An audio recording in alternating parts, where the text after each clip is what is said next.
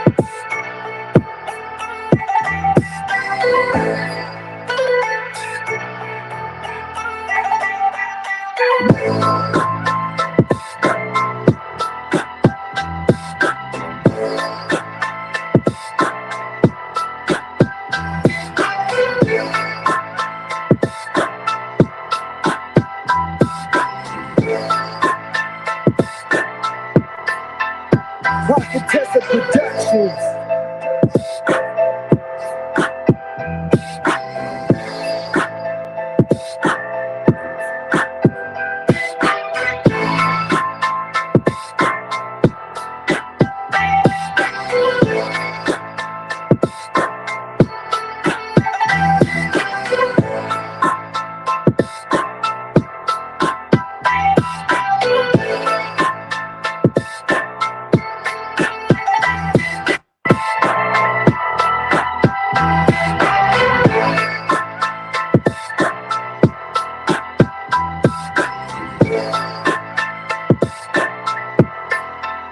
Prophetess of Productions.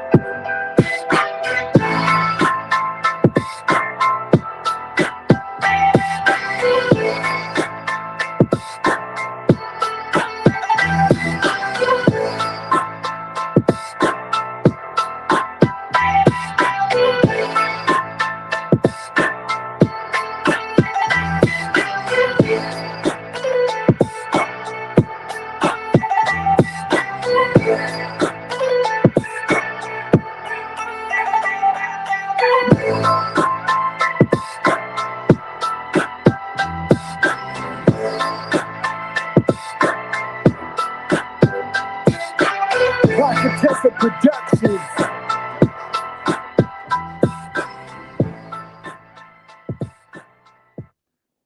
Oh, yes. What's going on, my peoples? So I'm somewhere else right now, so you might be hearing a bit of an echo. If you are, then it is what it is, yeah?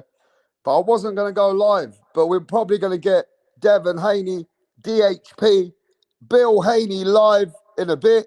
If we can get the show popping, if we can get the support and we can get the show popping, we can get DHP in a bit if I see the support. But yeah, smash the like, everyone, bro. You know what I mean? I'm in my holiday home. Everybody smash the like. I just came here for everyone. Come here to give everybody some flowers. Yeah, D Calico, we're gonna bring you here. I gotta get D Calico here for this live, for sure. For sure. Let's do that. Yes, D Calico, I'll do that now. Let me send that link for you. Yeah, you deserve it, bro. You out here, you told everybody what was gonna happen, exactly like it did. But ladies and gentlemen, why so much hate for Ben Whitaker? Huh? Ben Whitaker knocked out the guy in the first round. And mans are going on social media in America. I see these guys with their boxing channels like Two Tone. I don't even know who Two Tone is. But somebody sent me this, and them guys are there hating because at the end of the day, what do you want Ben Whitaker to do? I mean, the man's only had fucking 10 fights. But you guys are sitting there hating on a guy that's coming up. Come on, bro, make it make sense. I mean, I don't even know who's a hardcore boxer more or where the casuals are coming from, where the hate's coming from. You got to give Ben Whitaker a chance, bro.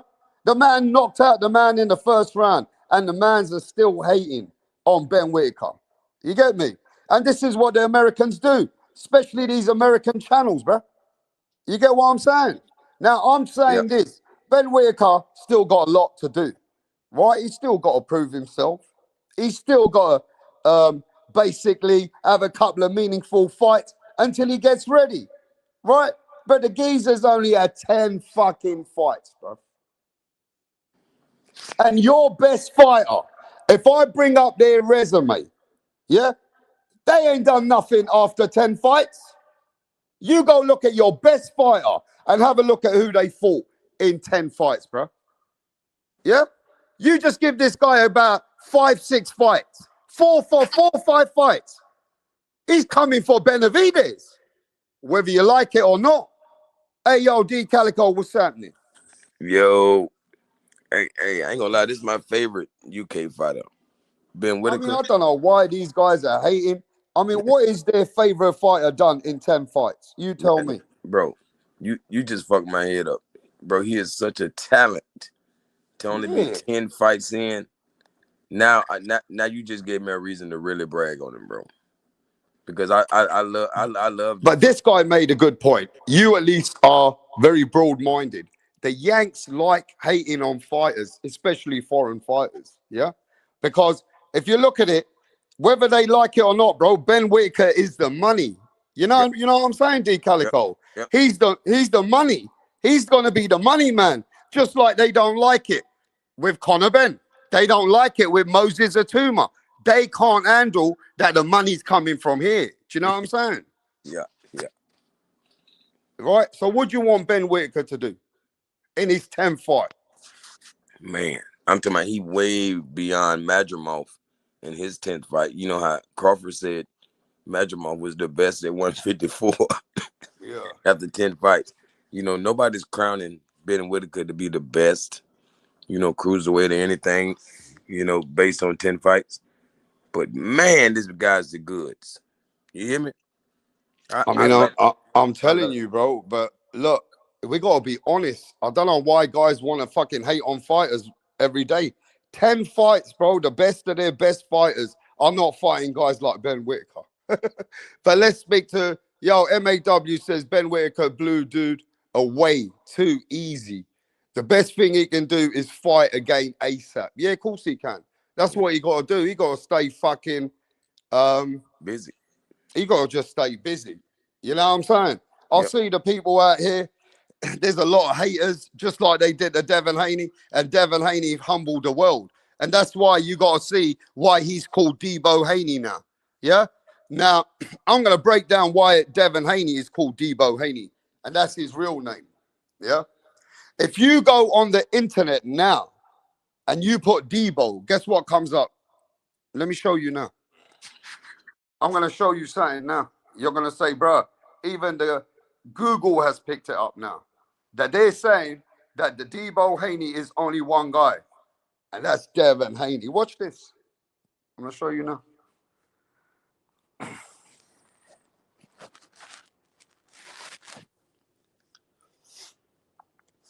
Now watch this, yeah? Devin Haney answered all the critics. You know what I'm saying?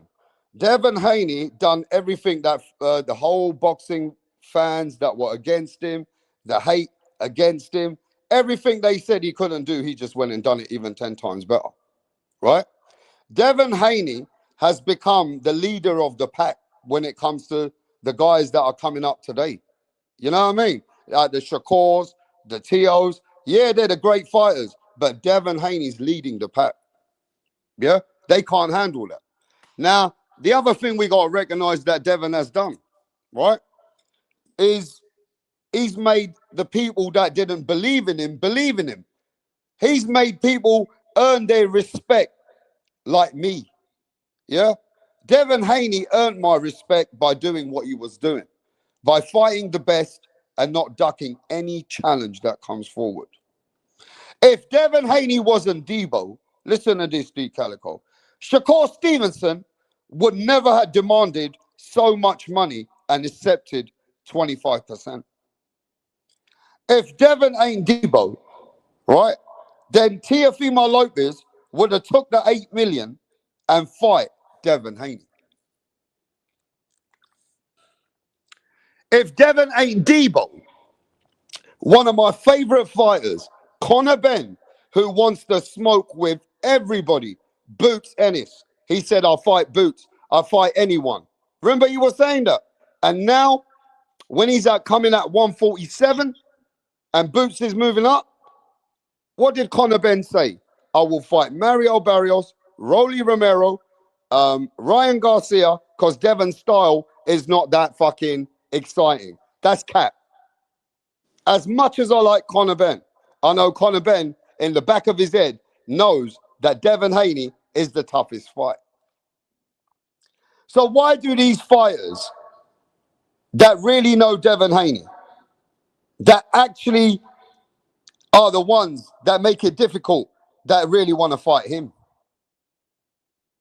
So if that's not DEEBO, then you tell me what is D Calico. Man, oh man. If that's not, then we got to just go to a higher division to like the Mexican Monster. But other than that, Haney got it on lock from 135 to 147. I don't give a fuck. You know, and he not even in certain weight divisions no more. But his presence is still felt. You know, other guys still haven't leapfrog what he did. You know, like if Shakur was truly about legacy, Yeah, like he likes to blame, shame Tank.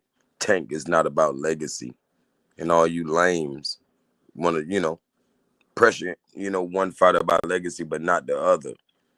If Shakur was about legacy, he would have took 25% for an opportunity to have been undisputed at 135. He had 0 belts. He didn't even have an interim belt. Devin Haney gave him a chance to get all of the belts, all of the legacy. He turned it down because he says the money wasn't right. But he always shames other fighters for, worrying about money. And it would have been his biggest payday ever at that point. you know the problem is Devin Haney has put himself in the top position, and by fighters who should be wanting to fight him, because you know and I know the man to beat right now in 2025 is Devin Haney. If any man wants to prove they're the great and they're the man right now and they're the best and they can deal with a Devin Haney, then that tells you them man there are the best, right? So we can say whatever, but the road has led to DEEBO. You get what I'm saying? Because he has proved that he is the best. He has proved again and again with all the doubters and the hate and the people that never believed in him, the people that constantly doubt you. Devin Haney has proved all doubters wrong, bro. You get what I'm saying? Now, everybody can downplay Norman as much as we want, but we know that Norman was the guy that was knocking everybody the fuck out. Why you think Turkey Al Sheikh paid Devin Haney $12 million? Yes, The sir. biggest payday. You know, they paid Devin Haney twice as much as they paid David Benavidez. Wow. Do you know that? Wow. Yeah, it's out there. I got the proof. I'm going to put the receipts up in a minute. Mm-hmm. Yeah. So Devin Haney was getting the big payday as well. But you know why? Because Turkey Al Sheikh said, this is the killer. This Mm-hmm. guy here beat him. Beat him. That everybody's saying that's the guy that put a man to sleep and he can't even remember his name.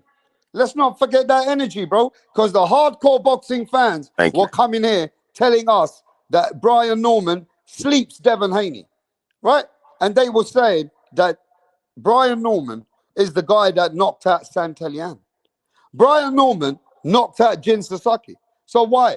Why are you guys now saying, oh, Brian Norman ain't that great? You know why? Because Devin Haney made easy work out of him. Yep.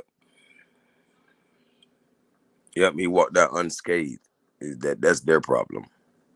Yeah. Now, let me tell you why DEEBO might be the face of boxing. Ryan Garcia is fighting who? Mario Barrios. Mm-hmm.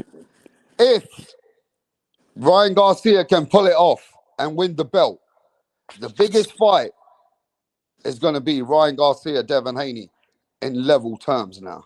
Yeah?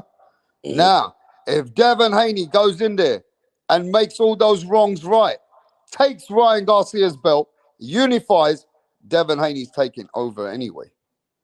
Mm-hmm. And you Right? know, he might get Rolly Romero on the same night But as. Rolly Romero don't want to fight Devin Haney. Yeah, I know. So that's another fight, another thing you got to realize. That Rolly Romero realizes that Devin Haney is too fucking difficult. I know. But they Recently, will pay Ryan Garcia enough money where the fight will have to happen. a Rolly Romero's mandatory just said he would step out of the like he would take step aside money Yeah. for Devin Haney and Rolly to fight. Okay. Give me a second, though. Keep cooking just for a sec. Yeah, yeah, I think that's pretty interesting. Like, you know, if Rolly doesn't get the Pacquiao fight, of course, then he has to fight his mandatory, and his mandatory is willing to take the step aside money and let Devin Haney fight Rolly in February. So that would make it even more interesting to see such a card. But I ain't gonna lie, I think I wouldn't be surprised if Ryan Garcia dropped the ball again. I think it's the Brian Norman factor. How we Yeah. gonna Let me Brian? give a shout out to the people before we get going anyway. Yeah, man. Big up to the people that's come to the live. I wasn't going to go live today. We're going to try and catch right now DHP in a minute. We're going to try and catch Devin Haney's dad, Bill Haney, the manager, the trainer, the mastermind of the year, the man that pulled off the biggest win where everybody doubted them. Yeah. So we're going to try and get them on in a bit. But give a shout out to Bubs. Give a shout out to Tay. Give a shout out to Victor. Yeah. Give a shout out to Eric Gomez. What's happening, bro? Yeah. Yeah. Give a shout out to everyone, bro.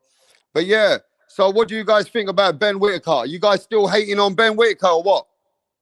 Huh? Man, they some haters, man. You know they hating on him. You know it. But Ben Whitaker is the UK Boots Ennis. I don't care what nobody says. I don't care what nobody says. And then he might be better than Boots because you just fucked me up when you said he's only 10 fights in. 10 fights. Don't nobody want to see this guy get to 20-0. 30-0. Mm. Man, y'all know y'all scared of my boy Ben Whitaker. He is the goods. And he's making guys, man, put it like this. You know, we always say, you know, like you're supposed to do what you're supposed to do with certain guys in the ring. You know, like how Brian Oman Jr., you know, he was doing what he was supposed to with the guys in the ring. Man, this guy, Ben Whitaker, is dazzling with these with the opposition. They're just not ready for him. We know that's why y'all want to see him with the very best. And he just hit 10 fights. Y'all want to see him with the best in the motherfucking world because y'all see the skills. Y'all scared of that shit. Y'all don't want to develop and get any fucking better. Y'all want to put a stop to that now, don't you? So there were some channels like, I don't know if you guys know them, like the Nest, Two-Tone Boxing in America. Mm-hmm. And they're saying, oh, Ben Whitaker's fighting bums, da-da-da-da-da. But, bro, these guys are meant to be boxing channels. Are they haters? You know what I'm saying? I come here and put respect on boxing around the world. Yeah? Yes. But that is hate. That's like fat fucks like that guy Two-Tone, whatever his name is. He's sitting there calling them bums. But you got to remember this. Who has your favorite fighter fought in the 10th fight? Exactly. Who has your favorite fighters even around the world has fought in their 10th fight? Why are you guys giving this guy a hard time, bro? Let him grow in another couple of fights. Let him then fight Anthony Yard. See how that goes. And he wins that. He's coming. Exactly. He's coming. You guys are just giving people a bad, this is casual fan talk. You get what I'm saying? This is all casual fan talk, bro. Mm-hmm. Who is your best fighter fighting in 10 fights, bro? And why don't answer that, bro? Like why don't any of these guys like a fighter while they're young? Like why they're new to the game? Why does a guy have to be so established before y'all like he's only got 10 fights, bro. If you are boxing fans, you should see the story and the growth. Give him a couple of fights, then talk. You know what I mean? Man's had 10 fights. Come on, bro. You guys are just not being real, bro. You want everything. Rome wasn't built in a day, bro. Yes, sir. You understand? It takes 15, 16 fights before a man steps for a world title. That's fair. Bro, yeah? You guys want everybody to jump in straight away. You got to let the man grow, eat some bread. Bro, on the eye test, he's better than whoever their favorite fighter is in 10 fights. He looks more impressive in his first 10 fights. You know they don't like it yet because he's the money man. Yeah, that man got more followers. And he got more fucking followers. He's more popular than all of these motherfuckers. Come on, bro. He's the third most popular fighter ever in UK history right now. Yeah. You know, behind Tyson Fury and AJ, Anthony Joshua. This motherfucker got 3.5 million followers right now. Yeah. And he just did a beautiful knockout that's going to put him about 4 million. Huh? This motherfucker on the come up, man. The rest of y'all hate. Yeah, they're hating, bro. Yo, you guys smash the like, bro. Shall we try and get DHP over here? Let me know in the chat if we want to hype this up. If we want to get this live going, bro. Ben Whitaker, he knocking out people. Give him a couple of fights like every other fighter. Your favorite fighter in the 10th fight. Who were they fighting, bro? Even if you're an Olympian. If you've had 10 fights, bro, wake up, bro. Go watch the game. And how good Go do your history. How good did they look? Yeah, go do your history. Great. But I want to see support. Smash the like. Let's get 40 likes, bro. We ain't doing nothing. Let's get 40 likes. How about that? How about we get 40 likes? And no, not even any support. I'm here breaking the internet, giving you the realest YouTube, the realest YTBC in the motherfucking house. Yeah? But yeah, man, Ben Whitaker, first round stoppage. You know what I'm saying? Man came out, did what he had to do. I mean, there was nothing more to see out of it, but the knockout was, wow, that was brutal. Yeah? Bro, every fighter. And you see he didn't even celebrate. You know? He didn't even celebrate like any other fighter. He didn't even jump up and down. He didn't No, celebrate no like that. backflip, no backflips and shit. Come on, bro. He's already ready for the. He wants to get to the big time. Yes, Yeah. sir. He wants to get to the fucking big time. You know what I mean? He's starting to take it a little more serious. You know, like he still got the razzle dazzle and the style, but it's just Mm-hmm. a part of his defense. His Yep. defense is just so good. It looks like he's styling and profiling. You know, and then he can even box off of the defense. So this guy is the goods, and now Mm. he's showing power. You motherfuckers finna get scared because he don't got the inside power. He got power from the outside. He can hit you long range and hurt you. I Yeah. love it. Well, listen. Everybody's out there to hate. Everybody jumps up and down, says this and that.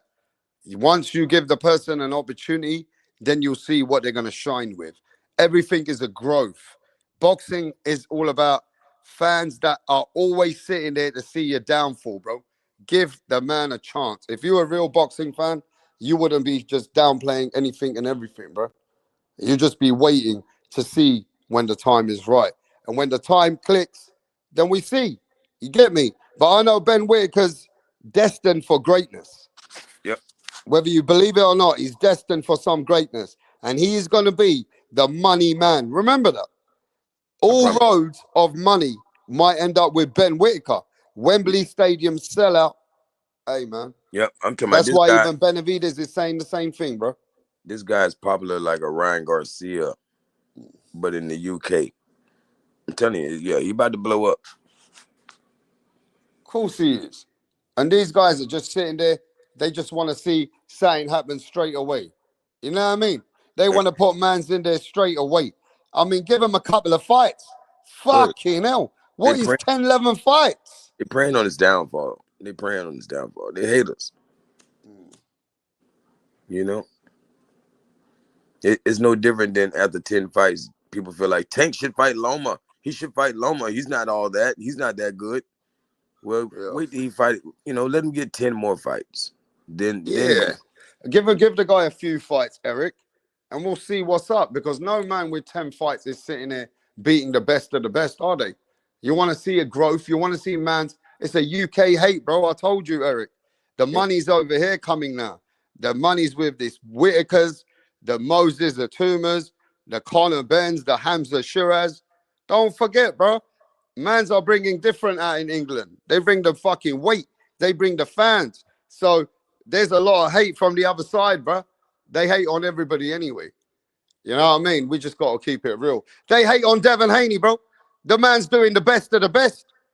If Devin Haney was British, bro, he'd be sitting there with an MBE meeting the king. You know that, D. Calico? wow. Yes. Yes. Ricky Hatton met the queen and got an MBE. Wow. Stop telling me, bro. Prince Wow. Nassim got an MBE. Don't tell me Devin Haney wouldn't be treated like that. He'd be treated Wow. like royalty out here. Wow. But the Americans, they love to hate. So they're going to hate on Ben Whitaker. They're going to hate on everyone, bro. Ben Whitaker is about to be sitting with the king in a little bit. Yeah. Now let me set up the link, D. Calico. Keep cooking. Yes, sir. Yeah, man. Yeah. Hey, I see what it is. Whenever I like a fighter, I should expect y'all to hate the fighter because I only like the best. You feel me? So, it's expected. I should expect y'all to hate the best. I love the best. I only like the best.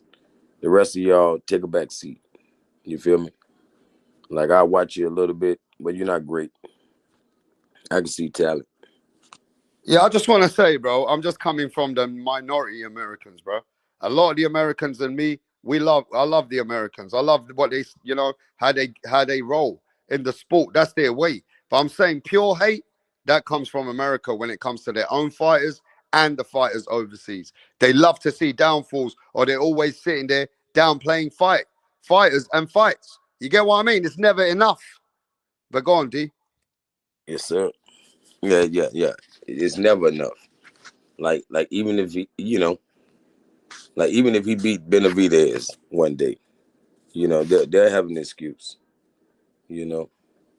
But they want to rush that kind of fight. They want to see that happen tomorrow, just because Benavidez still has an edge. But as the development of Ben Whitaker grows, I think they'll be less interested in that matchup, and we'll be more interested. You know what I mean? So yeah, it's going down. I love Benavidez, but the style Ben Whitaker possesses is very entertaining, to say the least. And now he's showing power, man. Precise punch placement. Yeah, he looked like he could hurt a lot of people. You know, but it don't look like a lot of people can hurt him. You know, he's got skills, good defense, damn good defense. Like some of the talent's just not good enough to push him to his best, but it's coming. It's on the way.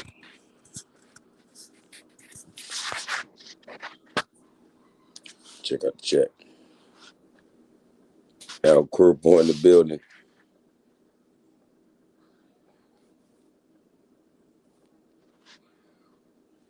Dang, Hawker. People be having their own conversation. My boy Hawker mad. Hey. My boy say call ice. That's fucked up. Nah, Benavidez is the goods too, but he don't have the skills that Whitaker possessed. That don't mean Whitaker can beat him at this point. But it's just a, skill thing.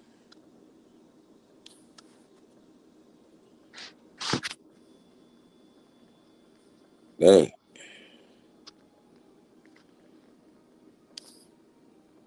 Yeah, Brim's still hiding in the chat. Y'all know what it is.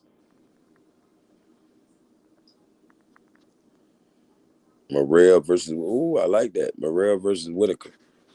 That's the best thing you said all night. All that shit talking you be doing. Silk Bud.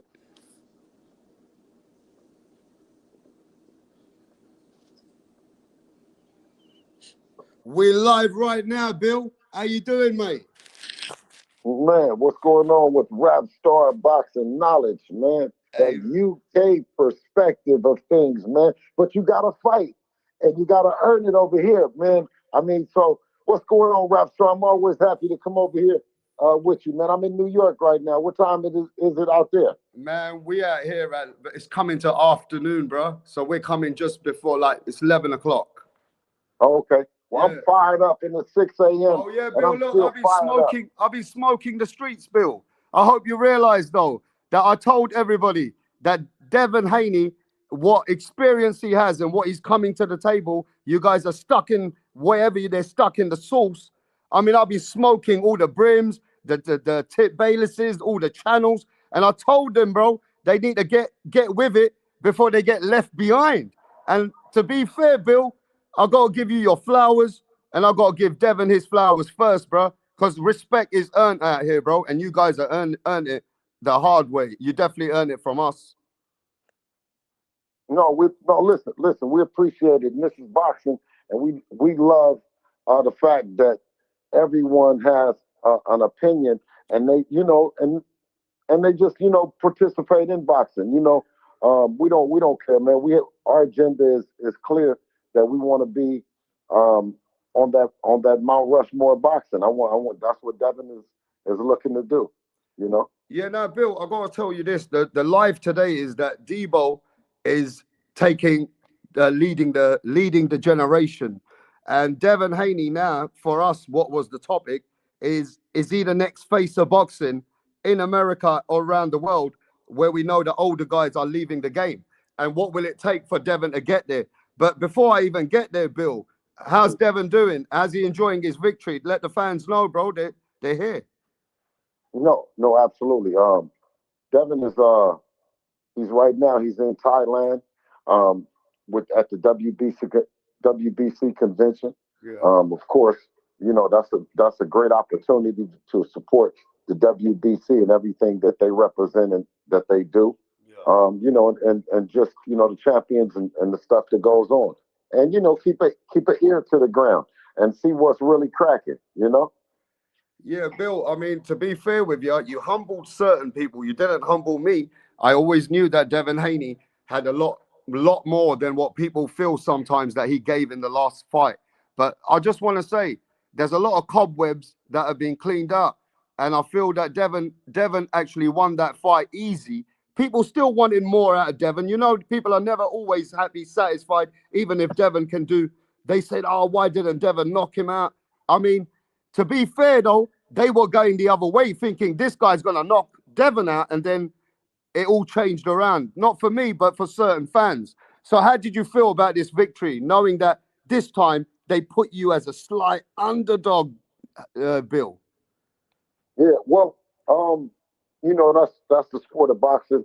You know, to be in the position that we're in, you know, it feels even sweeter when you're on the doubted end and you can, you know, prove that you're committed in the sport. Um, Obviously, you know, either way it goes, you know, we never felt that way. We always felt that that we were more proven than him. And you know, you have to respect anyone that gets in the ring, and anyone that's on the opposite side. They have a game plan, and for us, gotten a chance to watch a big body of work. You know what I mean? And even with that, you know, facing Papachenko or facing Robert Garcia, you know, and then facing Brian Norman, you know, they're all different mindsets, you know. So you don't only have to prepare for the fighter, you have to prepare for the mindset of the team. You know what I mean? That's behind the fighter, with the fighter, you know, and next to the fighter during battle. I mean, So, Bill, the other team was doing a lot of talking. I mean, the father was doing a lot of this and a lot of that about you. He was more concerned about you than Devin Haney. It feels like that he wanted to prove that he can out hustle you or outdo what you were saying. And now he's eating crow. And to be honest, I don't think it was a. Did you ever feel like they were a problem for you? I felt like you were very confident from the beginning, but did you ever felt that these guys were anywhere at your level? no, no, absolutely. They were there. They had a piece of hardware that's going to forever connect us. You know what I mean? Together as families, as teams, and everything. So, you know, I respected them. I respected them enough that I had to do my homework as well. I think the approach that they used was a first. That you know what I mean will go on our experience book.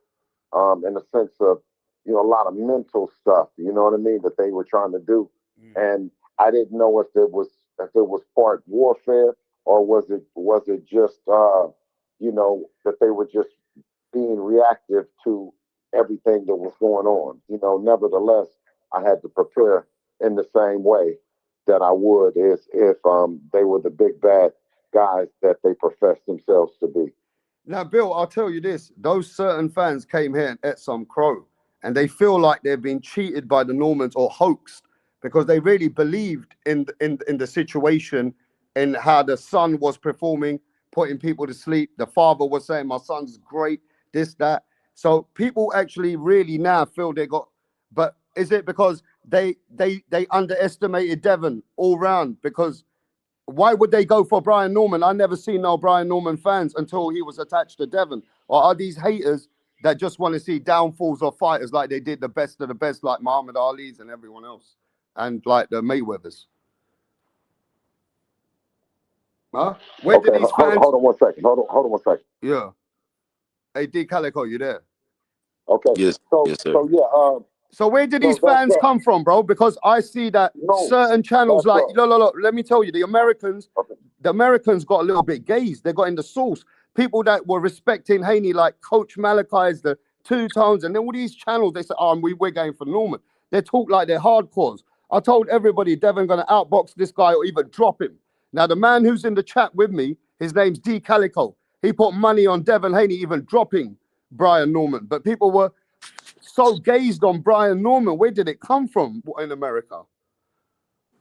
um, I think that you got to understand that there has a built-in fan base of love and of I don't want to even. I want to say it's hate, but it can't be hate in the way that we appreciate and benefit by it, because not only does it motivate us, but it always makes for a great event. You know what I mean? A build up and everything.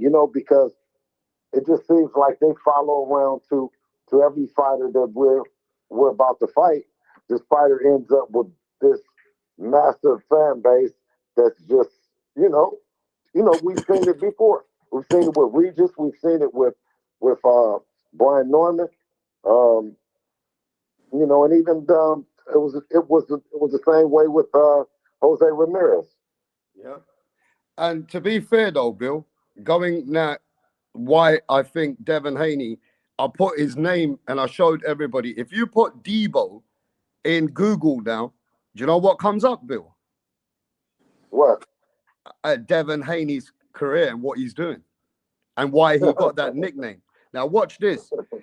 DEEBO is for real because Shakur Stevenson went out there saying that he wants a lot of money to fight Devin. Shakur Stevenson, who they say the best, he said he will fight Conor Benn at 147, but he will not fight Devin at 147. Teofimo Lopez decided not to fight Devin and decided that that fight would be too difficult, or whatever his reasons are, he ducked the fight. Conor Benn is a fighter that most people look up to because they like how he fights and they like his energy. But even Conor Benn has gone up there and said, Devin is my last choice. I'm looking to fight guys like Ryan, Mario Barrios, Rolly, because Devin's an awkward fighter. He could be boring, and he's making up certain excuses, and people ain't really always falling for it. I mean, the casuals are, but the real fans ain't. So what we're saying here, that he's the road. He's the man to beat now, because this is just being real. If you are the greatest, you got to beat him. But what does that say about Devin when all these guys are downplaying him? Well, that's been the whole thing.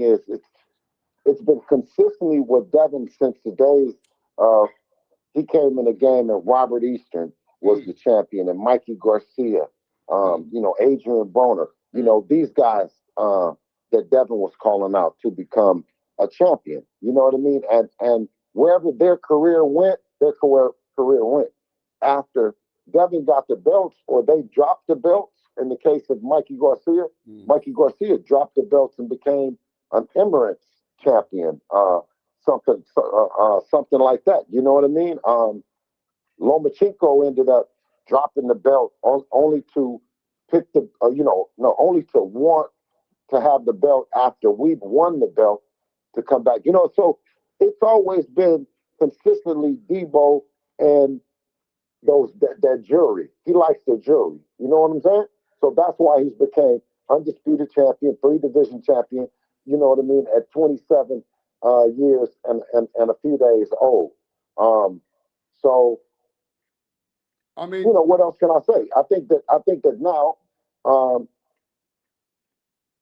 the hardest guy, the toughest guy in the division that they said, the hardest puncher.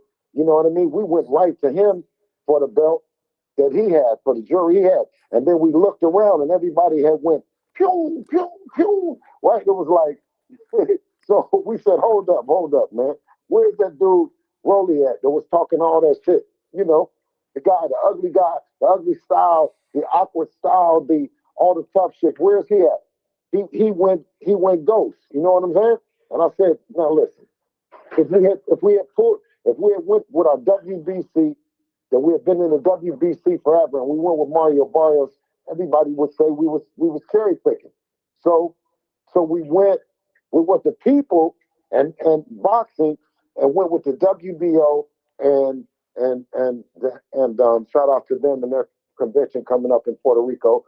But we had been WBO champion, WBC, WBA, and IBF when we became undisputed champions. So to work with any of them or have any belts, it all came down to with the fans. You know what I'm saying? Yeah. So of course with Crocker, shout out to him. I mean, he has a stone. You gotta look over there at him. But if we had picked these guys, everyone would have some shit to say. You know what I'm saying? No, I hear you though, Bill, but I got to mention this to you. Did when Devon dropped Brian Norman in the second round, and he hurt him bad, and then he tried to, he put it on him on that round, and then the round went. What was your instructions to Devon in that corner? Now see, this is what I want us to carefully point out, that this is an era with Turkey Al-Ashuk and Riyadh Season that you can fight, man. You can get it on. You know what I'm saying? You can really get it on. You can fight. You can advance in a big old tournament that says that you're the best boxer in the world. You know what I mean? Yeah. This ain't no where you fight and then you don't fight again for 2 years. If you win, you move on. They got 36 minutes. You have 36 minutes to win. That's what boxing is. Yeah. But you know what people feel though, Bill? They heard you. They heard you say to Devon, be smart and just deal with this guy and just know that you said the motherfucker can't fuck with you by now. That's what you told him. You said the motherfucker, if he would have wanted to fuck around, he would have tried to fuck around already. Yeah. He can't fuck around right now. So you do what you want to do, but be smart about it and just take the money and just take the money and deal with him. So people are feeling that you slowed Devon down. They felt like you slow him down a bit. Because listen, because we got the best jab in the business. We can throw it from any direction. We can control a fight with it. We can engage with it. We can start with it. We can defend with it. So we got back on the jab and we pop, hit him with hard ones, hit him with inside, close the distance, stay on the outside. We beat him with left hand. I could beat him with one hand. I hear you. And I'm saying this, so wait a minute. So to control the boy, we go from, I told you, I said we can do it with the feet. We did it with him, with Jose Ramirez. You guys said that was, I said, okay, well then, here's this tough guy. He gonna violate, boom, tighten his ass up, and then go back to showing that we can control him. We can control him with one hand. But Bill, how did you take all his inside game away? Like the fans said, the one thing was impressive that Devon was actually catching him to the body and the inside, and he was clinching on Devon. So Devon started to, like, this guy's clinching on Devon. How do you guys change that one? Well, I mean, we knew that he was clinching, right? Obviously, you can take a look and see that, and then you go back and see the tapes that he was clinching. And when he would clinch, we would steal the shots because we know that we're gonna steal because he wants to clinch. He doesn't want to punch. So we know that I said, okay, we'll steal the shots on the inside. Before and after so you'll see there before and after the clinches, stealing low shots. And that's what Brian Norman Sr. says, oh, he's stealing. He's stealing. Well, he's wanting to clinch. He's instigating the clinch because if he's not thinking steal some shots, then there would be no clinch at some point. No, he was instigating clinches more than so that's why. But so that's why he's not stealing any shots. I mean, and it only takes somebody that's really watching it to know, right? When they kept saying the clinch shit, I was like, all right, whatever. Go back and look at it and see who's getting hit with the shots on the clinches. Yeah, so I want to tell you this, Bill. Your son is highly up now in the pound for pound rankings on my new pound for pound rankings. I want to say this though. I got a brother here, D Calico, that was actually going against everybody out here, putting money on Devon. He wants to speak to you. Is that cool? Yeah. Yeah, go on, D. Yo, what's going on, Bill? Yo, speak louder, D. Yo. Mic check. Y'all can hear me? Can you hear him, Bill? Yeah, Calico. What's going on, brother? What's going on with you, man? Hey, job well done, man. I'm talking about, and it was expected. Yes, sir. Yes, sir. But definitely, man. You know, I'm glad to see y'all back on top, man. For real. Absolutely. Hey, listen. What you think about this? What you think about this Rolly Romero guy? Yeah. So what's happening with Rolly? I want to get to that, Bill. we're hearing that. It's a unification fight. Yeah, It's a unification fight. It's for more money. It's for more money than he would get by fighting anybody else. There's no other fight on the table for him to fight. Right? I mean, he was at the altar. He was waiting at the altar for Ryan. He waited at the altar for Manny. Yeah.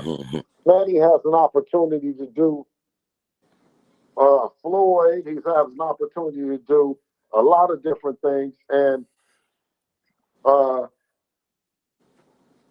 mean, we're hearing that Rolly ain't probably gonna fight your son. I'm hearing that. I'm hearing that Rolly probably would want to avoid Devin Haney, unless he gets an offer, which is maybe can't avoid. But I mean, how do you feel? Do you feel like Rolly will fight your son if he doesn't get those opportunities? Well, I mean, the thing that it's not Rolly, it's the belt. So just tuck the belt. It's the point that DEEBO is walking around and these guys is tucking their chains. You know what I'm saying? Yeah. Three division youngest undisputed. He's a walking Hall of Famer, and the guys with the belts are tucking their chains. You know what I'm saying? Yeah. So that's what that is. You know what I mean? And as a champion, when the week or something after the fight or whatever, right? That's the mindset that you're supposed to be looking at. And you're supposed to be giving the other champions an opportunity. You know what I'm saying? Yeah. At the belt. You know what I mean? Now, so, I want to go here, though, Bill, because we've seen Devin Haney, has shut up the whole world. And not even not to people like us, but the casuals and many other fake Brian Norman fans that I call them. But what I'm saying is Turkey Al-Sheikh happy with Devin Haney? Because we're hearing certain people trying to say that Turkey wasn't totally happy with the performance. Is Turkey happy with you guys? Hey, listen, absolutely. Turkey is happy. Turkey knows that Brian Norman was the big bad wolf and the neighborhood. Yeah, and he's the one who called it on. He said to you that we want this guy if you want to fight him, right? Listen, when we came out the ring, Turkey said, "What's next?" I told Turkey, whatever that he wants to do, we ready to do it. Devin is the best in the world. So what do you think about, a lot of people are saying that Eddie Hearn has no business talking about Devin in this performance. Why is Eddie Hearn talking about Devin in a bad way when if Devin Haney, when he fought for him, when he fought all these guys, which he fought for him, it was the master performance.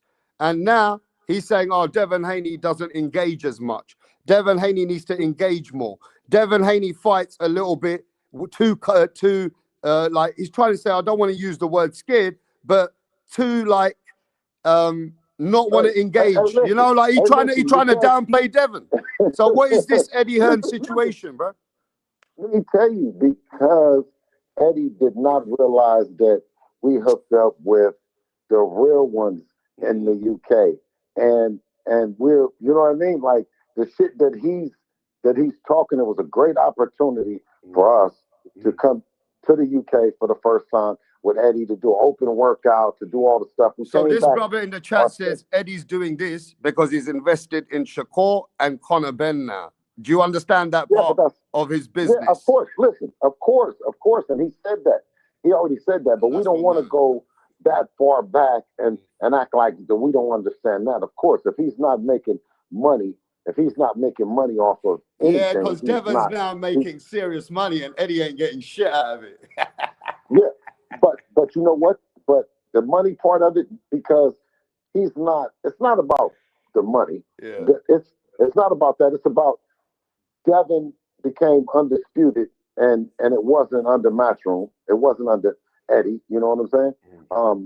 Devin now has become a 3-division champion, and it's not under Eddie. You know what I'm saying?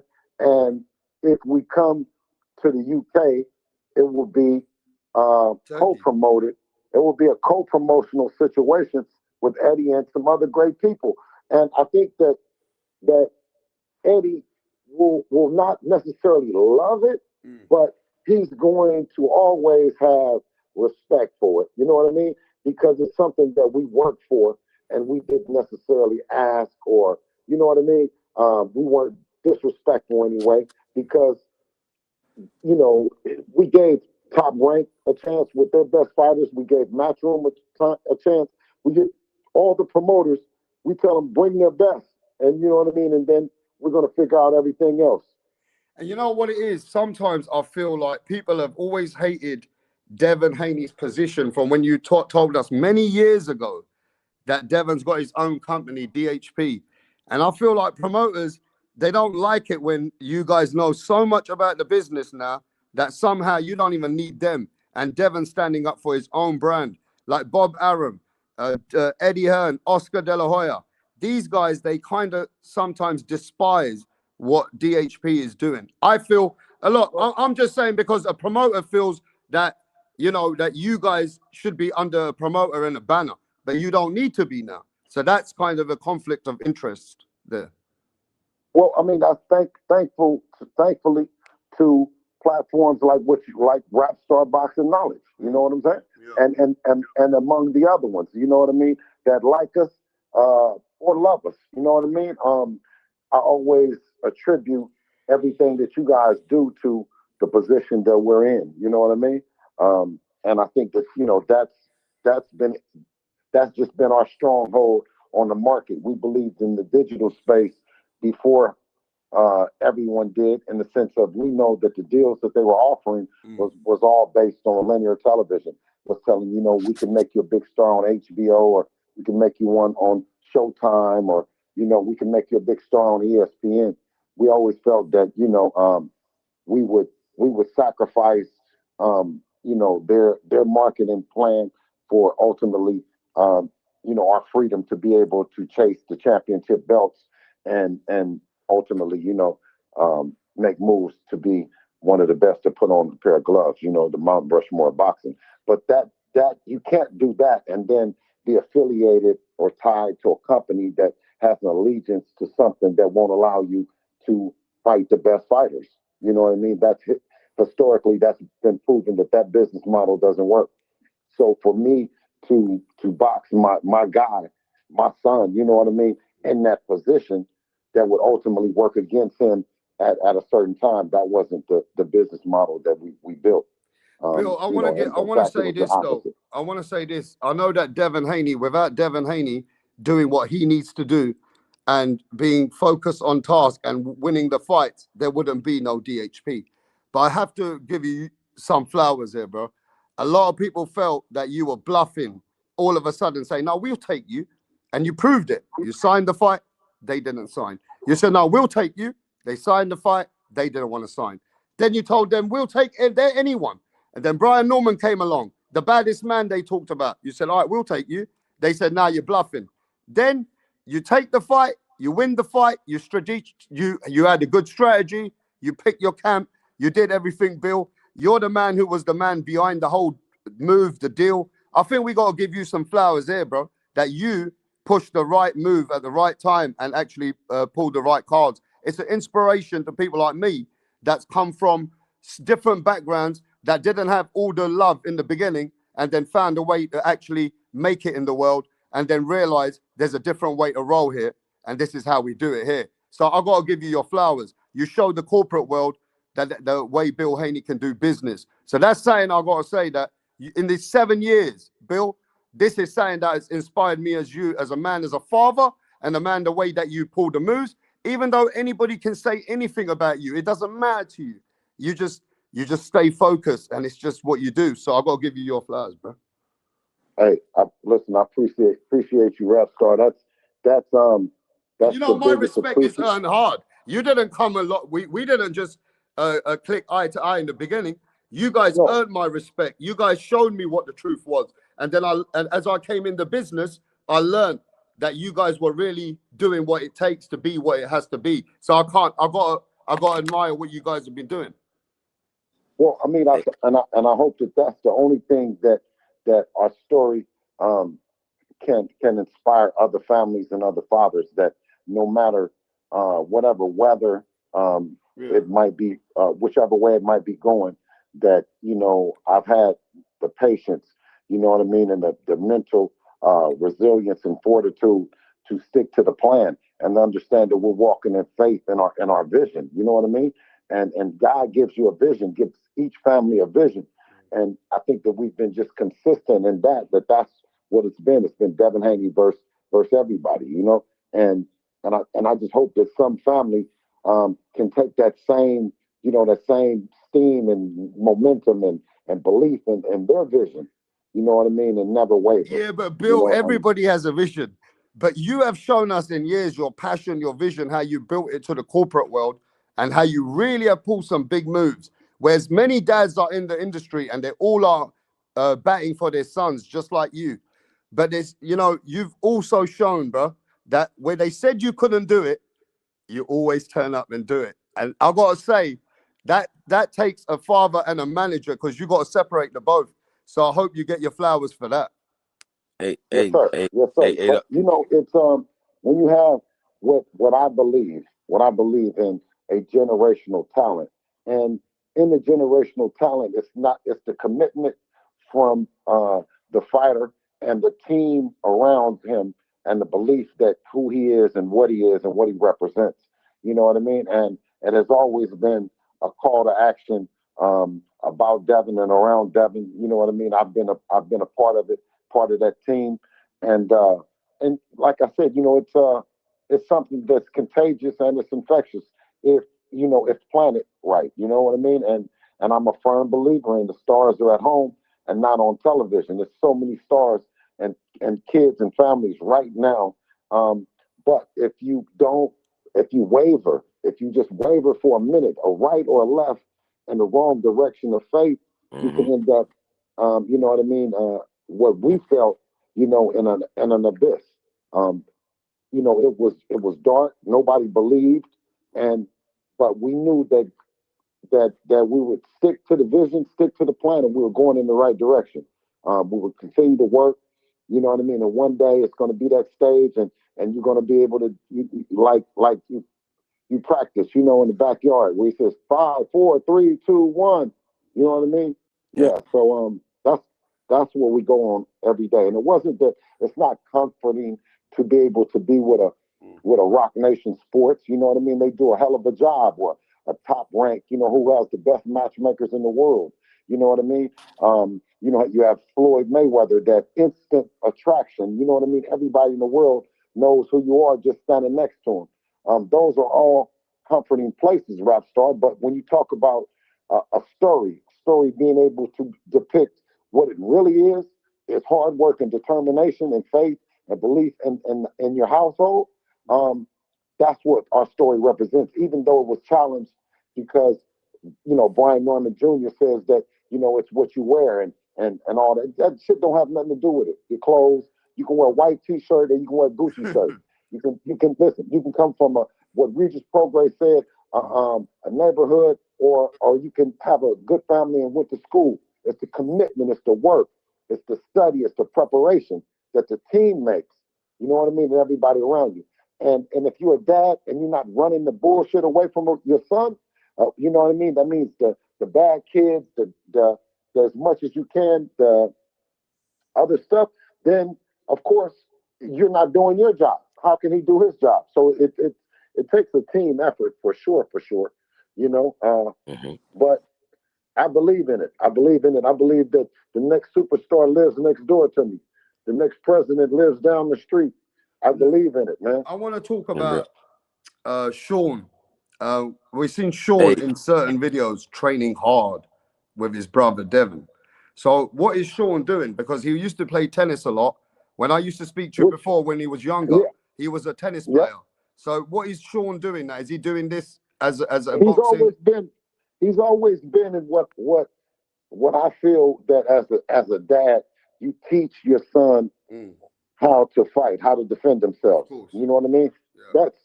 That's rule number one. You know what I mean? Is how to defend himself, how to be a man. And with that, he was always a man on the tennis court. He wasn't a guy that, you know, if he loses a point, he was going to mentally break down, or he was going to, you know, you were going to intimidate him because you had more experience, or because your dad was a tennis coach or expert professional. He was super, super competitive, and he was competitive in the way that the feet, he was very good with his feet. And tennis, and anyone knows the sport of tennis knows that that's the biggest part of it. One of the big parts to separate good players from average players. So we're just keeping you're just keeping Sean very busy in just being part of something that can help him in life, regardless. Well, no, it's not that. It's these are sports that we're able to navigate them as family, right? We're able to golf, tennis, boxing. You're able to. You don't have to necessarily be validated by a school. You can control your destiny in those sports, and that's what I believe. You know, just studying Earl Woods and Richard Williams, and of course Floyd Mayweather Sr., and being able to articulate that you can put the same movements applied, but just different apparatuses, whether it's I had a joke with someone the other day. They told me I was sitting in a gym in London, and the guy goes to me, "Hey, do you know that they made a road out of Brian Norman and ATL because ATL don't have boxers since Evander Holyfield?" I said, "Bro, if that's the case, they should be putting statues in fucking Oakland on Devin Haney. I mean, how the fuck did they put a road out there for the Brian Norman Jr. when he was not even the guy at the best, we even fought the best like Devin Haney yet?" Well, I mean, what you got to say about that, Bill? Yeah. No. We definitely need some statues and some other stuff. But listen, in time, look, we got time. We got time to work. Since fucking Evander Holyfield. Maybe Atlanta never seen no boxers. But Bill, they were hyped up of him, Bill. ATL was saying, stand up. I was having to teach ATL, bro, that they need to go back to Peach Town. They don't know what they're getting in for. But, you know, when you went quiet, listen, Bill, let me just say this. When you went quiet and you just stuck with your son and were working, people thought, what's going on? You had people confused, Bill. They thought, how come Bill's not coming there on a regular? What they don't realize, that you were just stuck on business. That was just promotion in the beginning. You've done this many times. No. That's their first rodeo. Absolutely. Is that what it was? Hey, Rap Star, when you go against the guys like the Papachenkos and the Derek Jameses and Robert Garcias and stuff like that, and this guy Brian Norman Sr., he jump out, you know what I mean, with his shit. His shit was completely unorthodox because he took an approach that was completely different. You know what I mean? He was more. And let me tell you this, Bill. Nobody even knows this. Do you remember I called you before the fight? And I said, I'm putting 500 pounds in the gym against a guy who's going for Brian Norman. Remember I said that, Joe? Yep. And he's not just become a Devin Haney fan after giving me the 500. He actually said to me, yo, I feel like wrong now because I actually he actually went against your son. So what you say to the fans that actually want rocking with Devin, but now they're saying, nah, we cool with Devin. What you got to say about that now, Bill? To them fans. I'm asking them, listen, tell them that welcome to the right side of things, the right side of the, you know, we're not worried about it, you know. And anybody else that's out there that's listening right now in the chat, come on home. Come on to the right side. You know what I mean? You don't have to duck. You don't have to create fake narratives. You don't have to do none of that stuff that we call bitch shit out here. You know what I mean? How about that? Hey, Bill, let me ask you, like who is the biggest coon in boxing? Tim Bradley or Sean Porter? Yeah, who's the biggest coon in boxing? Tim Bradley or Sean Porter? They both act like they know all boxing, and now they're sitting there that they don't want to eat crow. Sean Porter's still got an ego, bro. And Tim Bradley trying to show you his houses and his cars just to say he got some money. But these guys are not really eating their crow. So what we got to say? What you got to say to them? I'd have to say that Sean. I'm the most disappointed with Sean Porter because Sean, we both know what each other's family has went through to get to where we've gotten, and for Sean to take the approach now that he's going to go corporate with it, he's going to be the ultimate troll.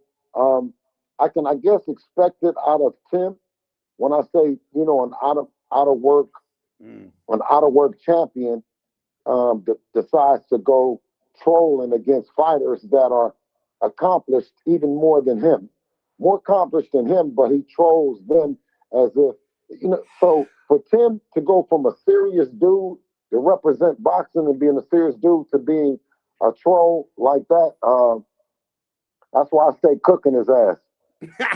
But you see them guys, yeah, they say they know boxing. But so many of these guys, Bill, what are they involved in? Feelings or facts? What is going on with these people in America mainly?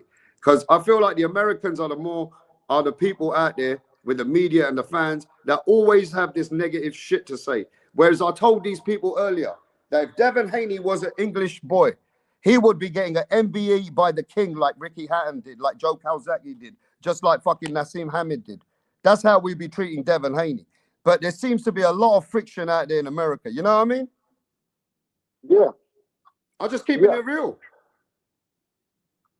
Devin Haney. Listen, that's the benefit of being a world champion. You know what I'm saying? Yeah. You can travel the world like we do and meet people and then have a global world perspective of it. You know what I'm saying? And that's why, what's up with who? Lewis Crocker? I mean, look, he beat Paddy Donovan. Look, the main thing is this, Bill. This is what the fans are saying here. Nah, fuck what Conor Benn said. We want the fight with Conor Benn and Devin Haney in Wembley, the biggest fight. And people are actually saying that Conor Benn, you need to take that fight. If you really about it at 147, then go beat the best. You know what I'm saying? But that's really the fight that I would like to see for Devin and Conor Benn if it's going to happen in England. We know that Conor Benn and Eddie Hearn are trying to hold back from that right now. You get what I'm saying? So Lewis Crocker is the man that's actually got the medals. Conor Benn only brings the money and the hype. Right? So yeah, Lewis Crocker's got the medals, but Rolly Romero's there. I don't know what you want to do with Ryan and Garcia. Or is Devin in the back of his head? He's looking at that fight. So obviously, I'm thinking that what are you guys trying to do now? What are we doing? Undisputed Part 2? What's going on in your mind? Let the people know what is the DHP journey in your mind. Obviously, you know, getting the belt, and then looking at the landscape. Yeah. It just was impossible to look past Brian Norman, someone that, you know, like obviously had put the guy in a coma, you know, had everyone had doubted us and all the other stuff. So now taking a look at it and saying, okay, what's next? You know, the guy that beat Ryan, obviously we're interested in Ryan and a rematch, but the guy that actually beat him, why not run him into a corner, take his belt, beat him up, and then also take Ryan? So you know? are you trying to initiate a fight with Rolly as your first option in your mind? Absolutely, because Ryan didn't take the rematch. I don't blame you. Beat the guy, take his belt. Ryan didn't take the rematch. Yeah, no, Devin versus Rolly is still a big fight. And I feel that Rolly looked good against what he did against Devin. And if anything, Rolly deserves a big night out now. You know what I mean? Yes. So put Rolly against Devin. Let's get that unification. Wait for the other unification going on. Maybe you can get it with Crocker. So what we're doing is, how long can Devin stay at 147? How long are you guys looking to stay? Because he looked good. I want to listen. I know Rolly. I mean, and his dad, and I know that he comes from, you know, his dad is a good stand-up Cuban dude, right? Yeah. And I'm talking all the way to UK. I just don't see where Rolly is not, you know, his biggest payday. This ain't no, you know what I mean? This ain't no call to Rolly and, you know, for peanuts. This is his biggest payday to date is with Devin. And you know what? I'll be honest. Devon's been one of the fighters, even not in just boxing, in my channel, has earned his respect again and again. And I get a lot of fans coming in right now, like the Australians, pound for pound, and many others. Even I've seen the Mexicans and the Latinos this time. They have said, bruh, we got to give Devin his fucking respect. And like these are fans that actually weren't with Devin, bruh. I mean, these are fans that slowly realize, nah, bro, even if we went against him, this man proved me wrong. And even whatever was in my mind about him, that's, you know, Devin just answered the questions. You only can respect certain fighters like that. And I feel that that is the kind of fan base that Devon's getting now, even in London, in England, in Australia. I see everybody coming around the world. They have to give him his props. Hey, but keep it real though, right? So like I was watching and I was like, you know, I'm like, damn, my son is like DEEBO. I said he keep DEEBO because I'm the one that's like doing the deals and I talk to him. I know the perspective of what the people want to see and all the shit, but when they come around and these champions, they start tucking their shit and then they start moving different, start acting like they not champions and, you know, just start doing shit, right? Yeah. Now, before Dev came to 147, they said that he's not big enough. He no power. How's the power going to transcend all this other stuff, right? That was the narrative. So we went after the one that, you know, the one that said that he ran Boots out the division. He ran everybody out the division. He couldn't get a fight. Nobody they were wants to saying, fight. motherfuckers were saying every single day. If you listen to these fucking channels every day on Mill Cities, the fucking Coach Malachi's, the fucking Brims, and all these idiots every day, the Baylesses. Oh man, we found a killer. This killer's gonna finish Devin Haney. Bro, these guys were jumping up and down. The Americans are making themselves look stupid. And I understand that you don't like Devin Haney. But come on, bro, you're making your channels look stupid. You're making yourselves look stupid. I'll keep telling them. How the fuck you going against a guy like Devin Haney, bro, that's proven himself, that's got history? This guy's just come out of ATL, bro, and he thinks he's the man. He's fucking with the real cats out here, bro. Bill's too clever for these Normans, bro, but they didn't want to listen. But I want to know, how do you feel about your countrymen? Where does this hate? How do you feel that your son gets that much negativity and people really want to see the downfall of Devin Haney? I mean, that comes from a lot of America. How do you feel that Devon's one of them guys? Like they want to see him lose, like they want to see Mayweather lose. They want to see many people lose. How do you see these fans? That's the American shit. You know what I'm saying? Yeah. Is if you really tough, you can handle it around here. I think you've seen with some of the other fighters, and I don't mean to name the names because it's a tough thing when you go through anything mentally that you're not prepared to. You end up having issues. You know what I'm saying? I mean, and for Devin and I to represent that this is just a part of life, what we call alhamdulillah, that for the world and the game to challenge us. You know what I'm saying? On every front. And for us to say, no, this is just part of the game. No, it's not that we're okay. This is just part of the game. And to reach a level of success that they say that we're back at, but we really believe that we never left. You know what I'm saying? It's gratifying. You know what I mean? It's gratifying within itself. But we also have the message to other champions and to other people that you've already won. You know what I'm saying? You've already won in life. Don't let people tell you different. They're going to be building these narratives, and they just want to see how you can handle them. You know what I'm saying? For us, we wear it well. I mean, Bill, though, I'll be honest with you. Normally, Devin don't normally say something and premeditate it and says something's going to happen in the fight. But there is something leaking out there, and the picture, and also when Brian Norman kept telling him, you're going to see my punches, you're going to see, I'm going to do this to you. And he said to him, what about if I do drop you? What about if I knock you down and hurt you? And then Brian Norman was like, you could never, ever. And he goes, just remember this day. Yeah. And then they were saying to him, well, when we drop you, they told your son, when we drop you, we're going to step to him. But when the whole opposite happened, in the second round, he dropped him and he stepped to him. I mean, how did you feel about that, Bill? Or was that you just focused? Was you just focused on the fight at the time, but afterwards realized that come on, you got to give Devon some respect there. He came to he hooked with the hooker. He hooked with the hooker. Well, he stuck to the game plan. Yeah. More importantly, you know what I mean. He stuck to the game plan, and that was that. Brian Norman probably would come out. He would come out hot the first round, and to not give him any resistance the first round, and just kind of download and see what he's working with, because we don't know. Everyone has him punching out the building, right? And from the shit that we've watched, you don't see anything else different. Everyone whisper the same thing.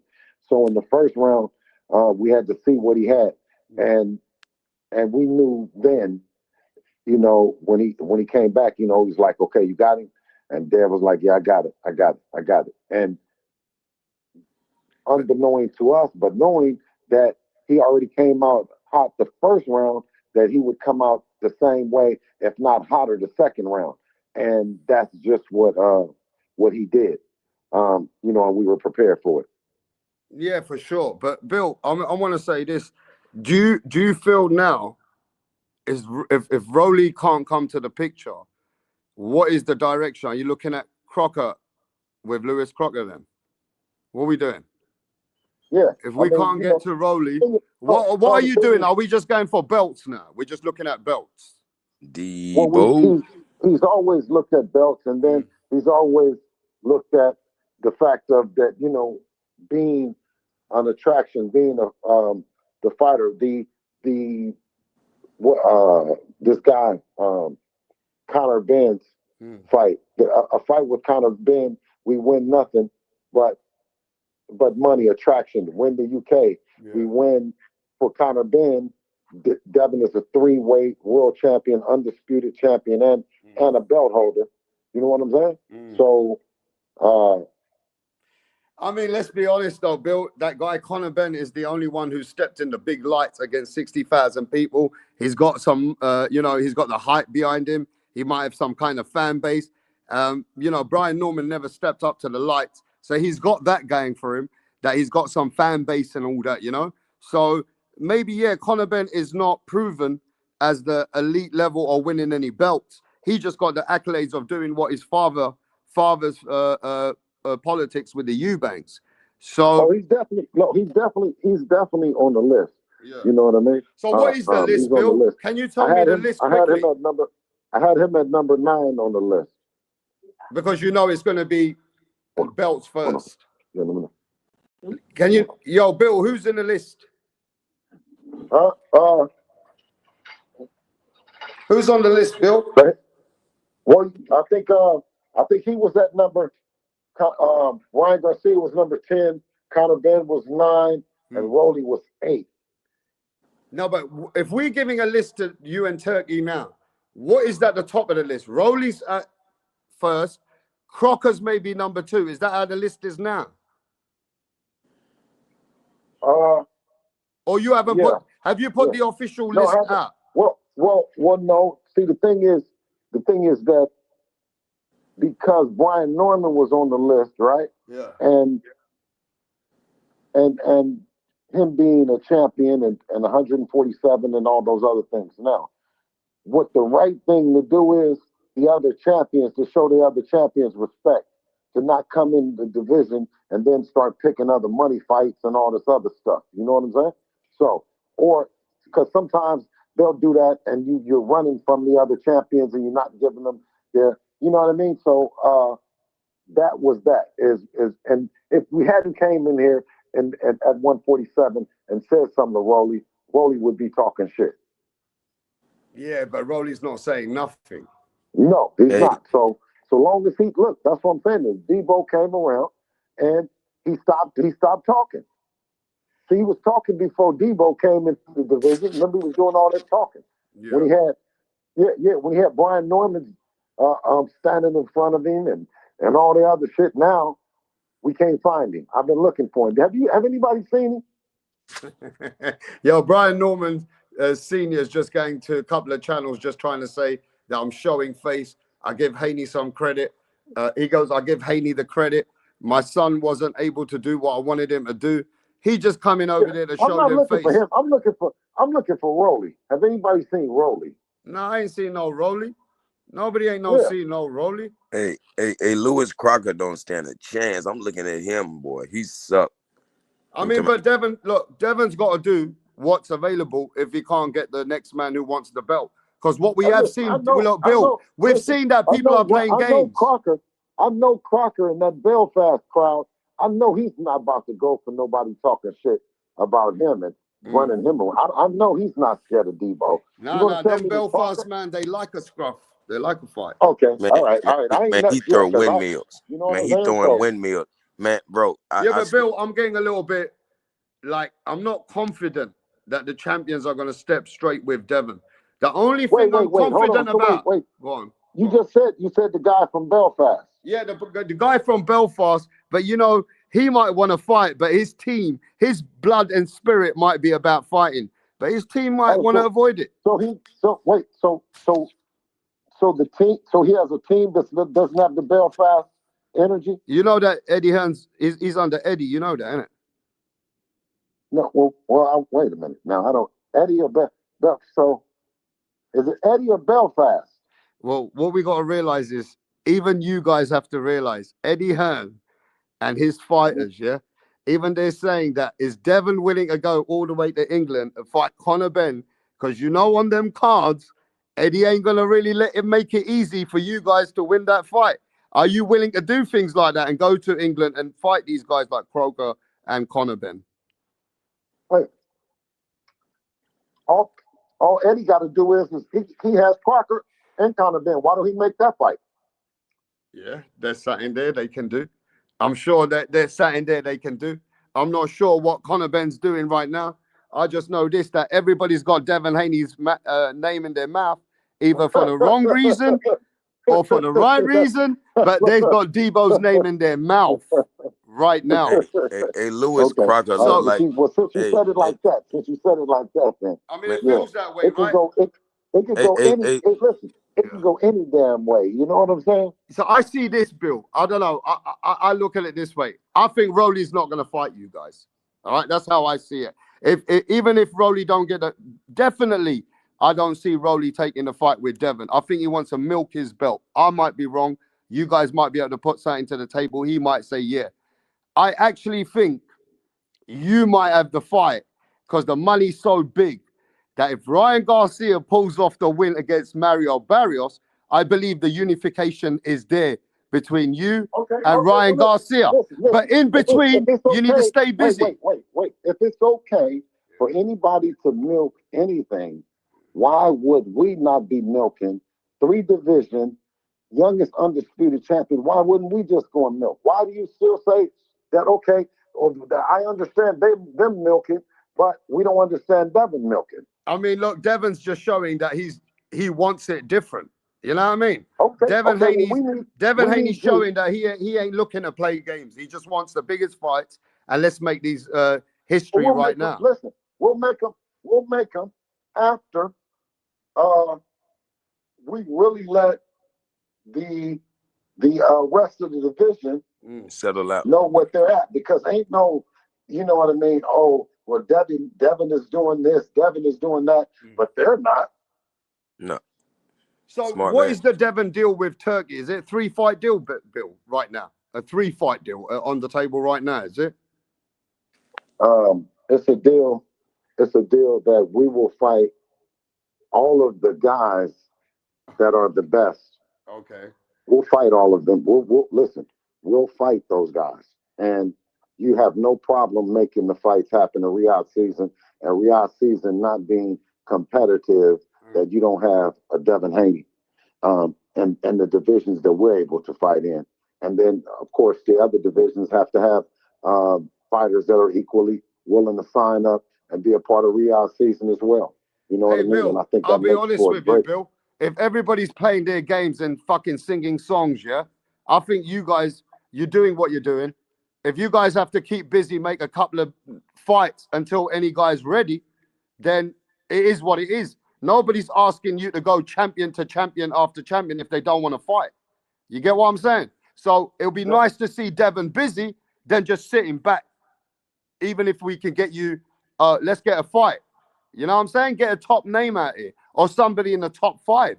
Isn't that something that we can look at, or is Turkey only want the champions? What's going on? Big fights. Well, I mean, they've already said that they put up the money, right? That they put up the money, that they try to make the fights happen. They've said on numerous times that they like doing business with Devin because he'll fight anybody. That he's not easy to match up. You know what I mean? Teams and stuff like that, right?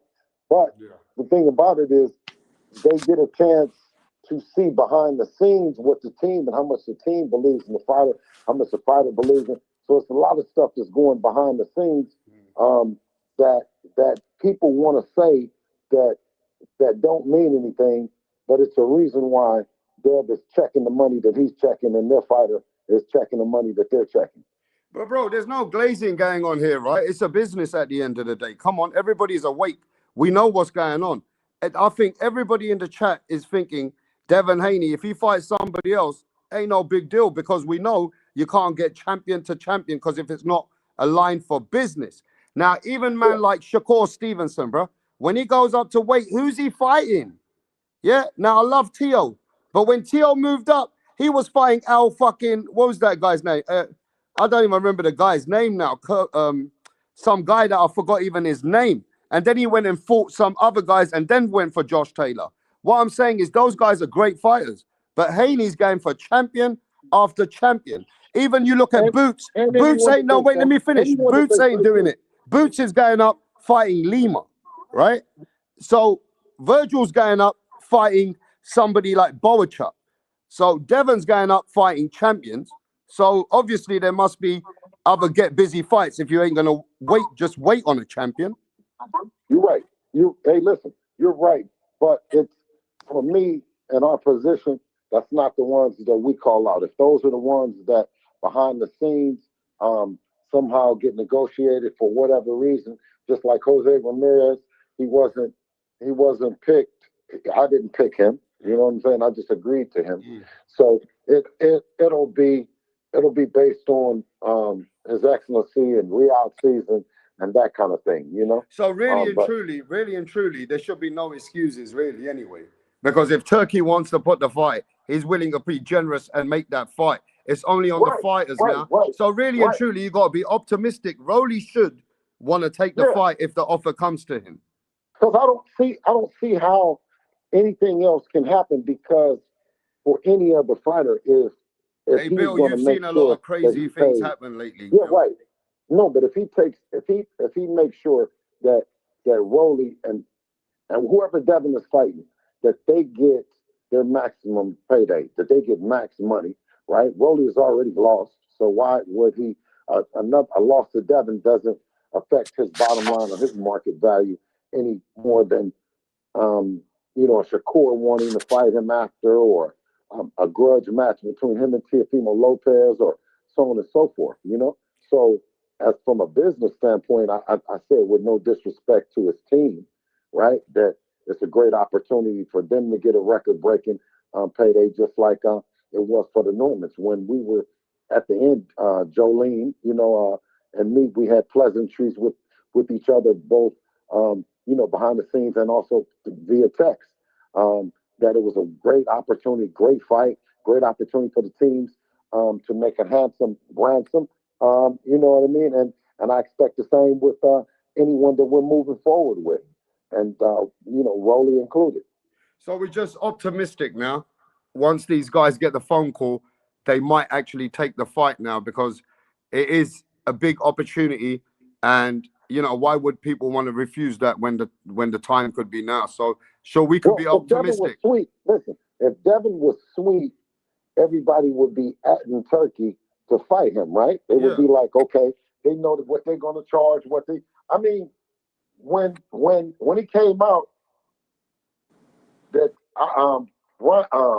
Tank Davis wanted 2 Ferraris to negotiate. You know what I'm saying? Yeah. Like, so it's no secret, right, that Devin is part of Riyadh season, and if you want to really just do your thing, or you saw some chinks in the armor, or you seen anything like that? You know, you coming on Rap Star Boxing Knowledge, and you're going on Nest Show, and you're you know what I mean? Your manager is going everywhere, and you where Bill Haney at, and the so on and so forth. Outside of that, it's been DEEBO, man. It's been Devin Haney versus everybody. You know, the DEEBO show, man, is coming to a city and country real soon. So is DEEBO looking to still be part of Turkey Al Sheikh's brand in Saudi Arabia? Is that where Turkey wants him? Listen, absolutely. That was a great night of boxing. A great opportunity to be a part of that, and we look forward to it. Now, I want to ask you this, though, Bill. I got to ask you, because I know that you know the boys. They're your brothers from London. How did you feel about Anthony Yard and Tunde, and against Benavidez, bro? You know, it came down to maturity, both inside the ring, right, and outside, and the game plan that the Benavidez they've had since they've been the kids. I've seen the one that Anthony Yard and Tunde developed, and it was great with Anthony starting late. He started late in boxing, and what people don't know, for him to get to where he's gotten, fighting the people it's amazing. Yeah. It's an amazing story.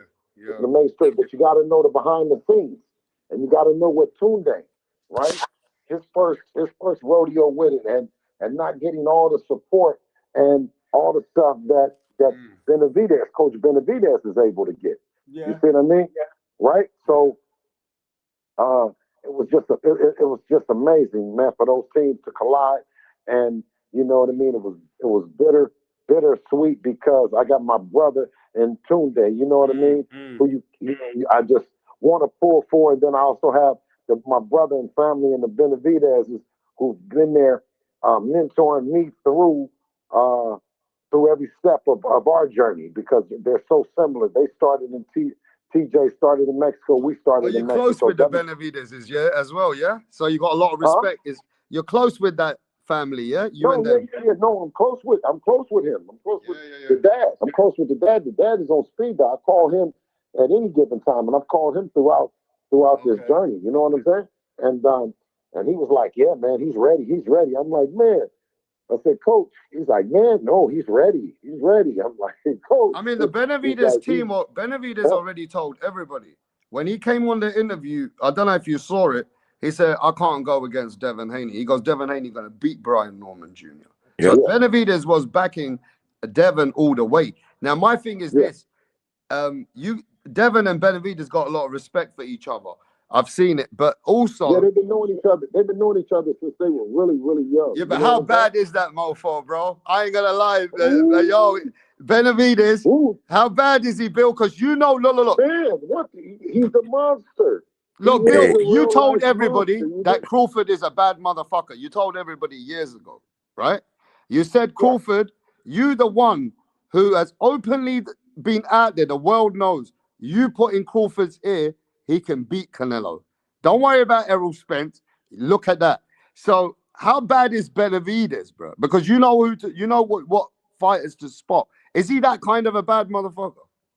Yes. He's that guy. Yes, and yes. So you trained with them, didn't you? Hey, listen, his dad is a genius, man. His dad is a genius. Okay, so you think Benavidez is going to be like a special fighter, and he's going to hold himself in cruiserweight, and you expect him to beat Zurdo Ramirez? Yes. Wow. Bill knows about fighters, bro. Yes, sir. Yes, sir. Bill knows which fighters to pick, which are the top of the tree. So Benavidez, in your eyes, he's not just family, but he really is that fighter as well. No, he's the goods, bro, and they've not been fighting him for a reason. You know what I'm saying? Bill, you told everyone that Crawford will beat Canelo. What do you want Crawford to do next? Um, one thing about it is that him and Ramirez. I mean, him and Benavidez Yeah. don't go in the same ring never in life. Wow. What? So they're two different. They're two different sizes. Yeah. Two different. Listen, one day Benavidez might go up there and be a heavyweight and fight the heavyweights for Mhm. for anything, for the big Wow. fight. Yeah. Moses Atuma. One day, if they build him up, the other way. You know what I'm saying? Instead of cutting it down, just build it up, and keep it there. I think that right now, who's the heavyweight champions? Right now it's Usyk And Wardley. and Woodley. Ooh, that'll be cold with him and Usyk, boy. Ooh, Yes, sir. boy. Oh man, What? that'd Hey, be Bill too can call it. cold. Hey, Boy, Bill can call it. Benavidez. I gotta call Pops.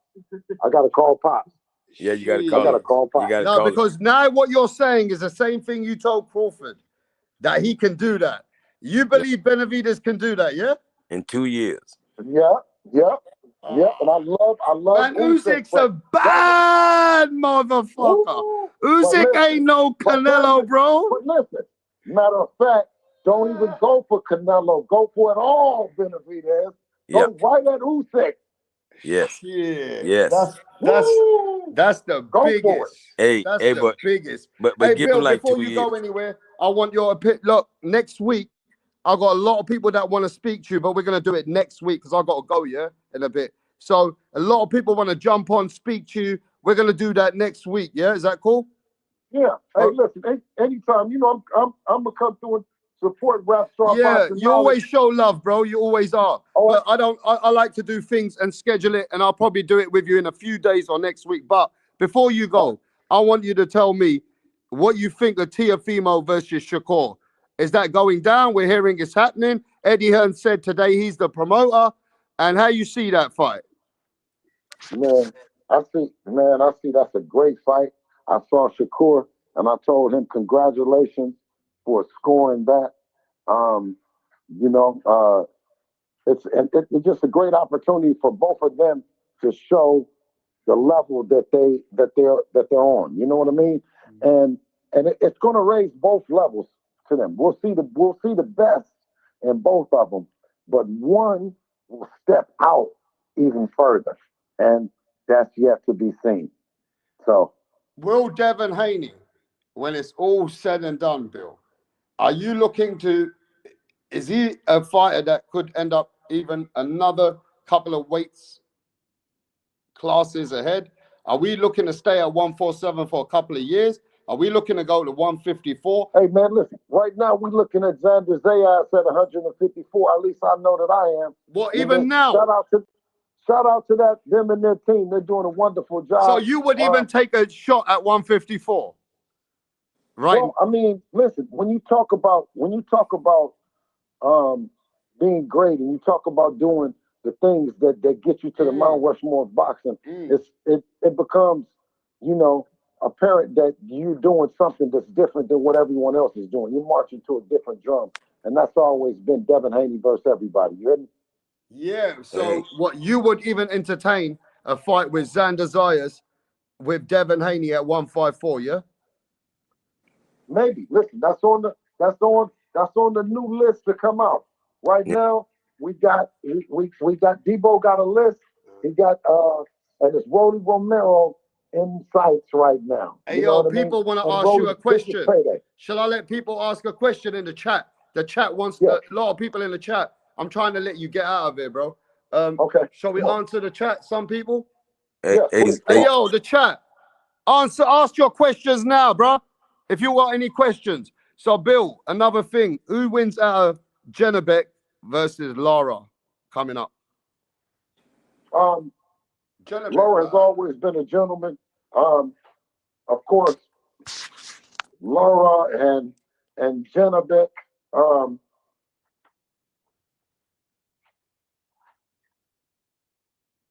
I got to go with I have to go with.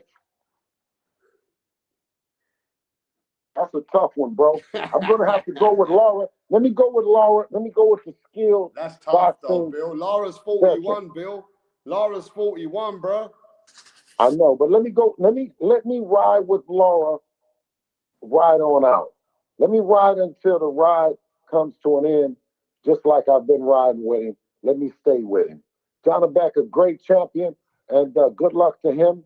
You know what I'm saying?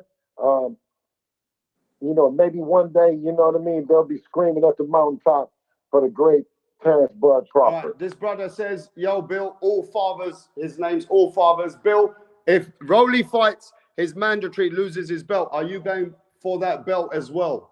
They want to know, are you still chasing all belts? Is what they want to know, bro. Yes, absolutely, absolutely. They all the belts. Is undisputed important anymore because you've done it already? See, this is what they want to know. Well, this is okay, absolutely. And when you talk about Devin being 27, right, and to be 2 division undisputed, right, and the amount of time, right, it's something that Devin can do, and we know that it takes time. So we're patient, and we take a look and we say to the champions, I mean, are y'all ready to do this? Because we're not going nowhere. Now, Pound for Pound from Australia says, why does this guy, Devin Haney, lives in South Crack TV? Where did the beef started between South Crack TV and you guys? Well, the thing about South Crack TV is Southpaw. We're everywhere and he's nowhere. So he's able to sit somewhere buck naked, you know what I mean? Buck naked on the computer, doing videos, fantasizing about us being losers like himself. Yeah. When we're winners. South Crack, you know, it's crazy. South Crack, every day, one of his biggest viewership and money is Devin Haney. To talk about Devin Haney. Shout out to South Crack. Yeah, absolutely. And if you want comedy and you want to, of course, cheer against us, let's all join at South Crack TV during crackish hours for a crack perspective on it, you know? Yeah, I mean, do you see this is good publicity, even though it's a lot of hate and negativity and people just don't stop speaking about the Haneys? Is that still good for you? You happy with South Crack? No, listen, I'm definitely happy with South Crack because listen, no one else has a South Crack. You see, you have to look, and then you look at your best fighter, and you say, do they have a South Crack TV? Because we have a South Crack TV. You know what I'm saying? For sure. You know what I mean? Yeah. And we got to see these Americans like the manager Far East and all that.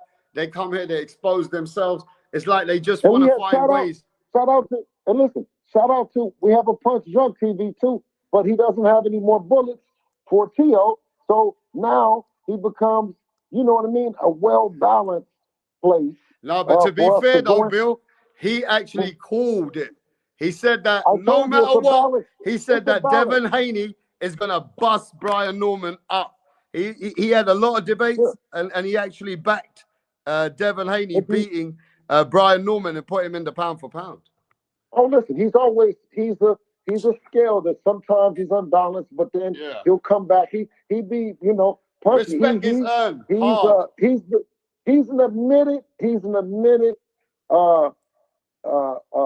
force, admitted that he's had to come over and had to become a believer and a supporter, which, you know what I'm saying, is good too. You know what I mean? Yeah. Hey, Bill, I've got to let you go in a minute, but I will say this, Bill. I want you to give a shout out to Devin personally from Rapstar and all the fans. We got just under 100 here. And they all, a lot of them are here to support Devin Haney. But I'll be honest with you, Bill.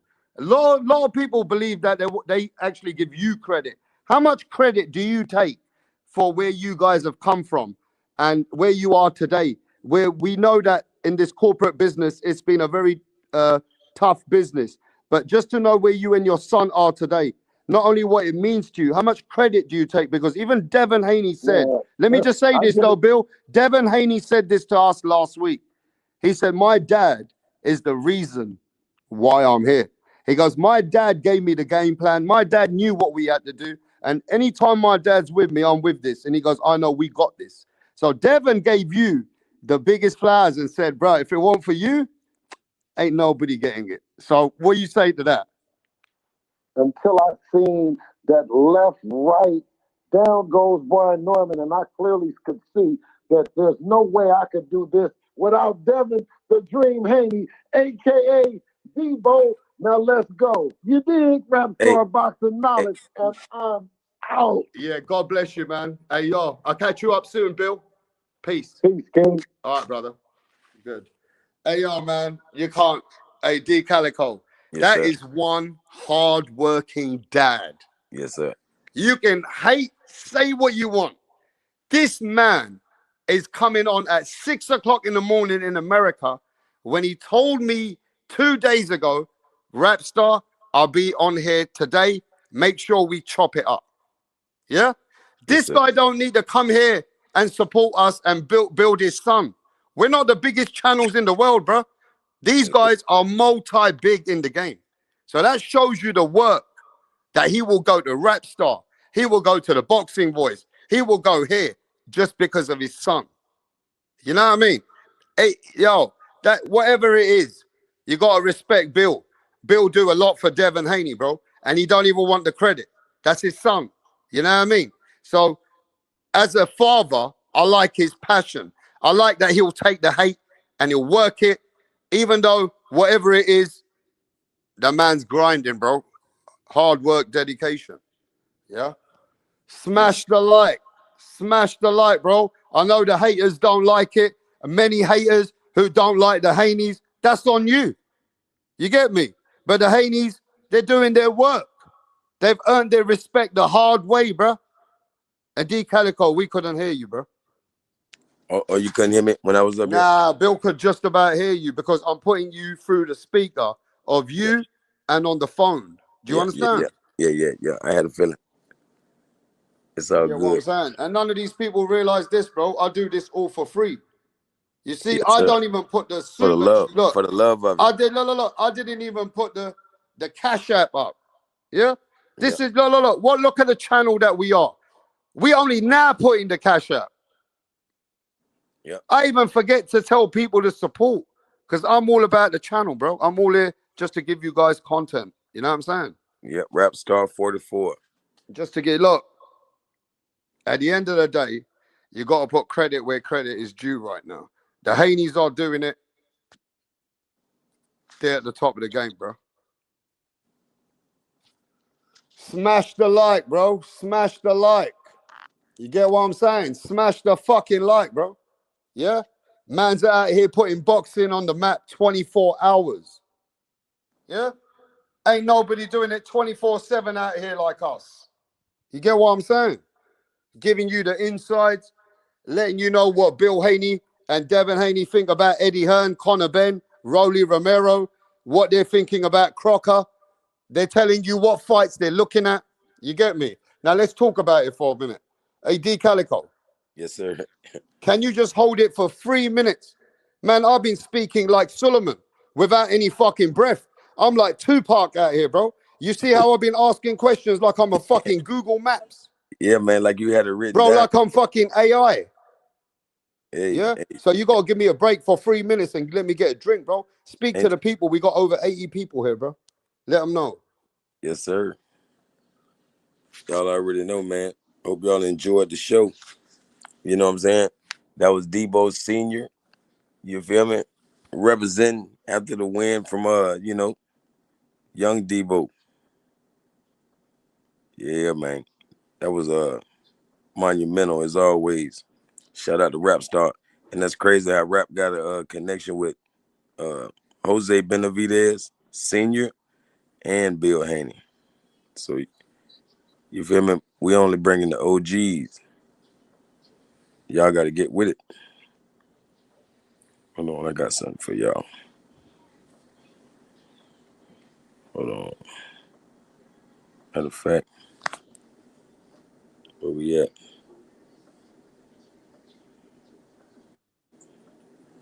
There we go. Oh, hold on.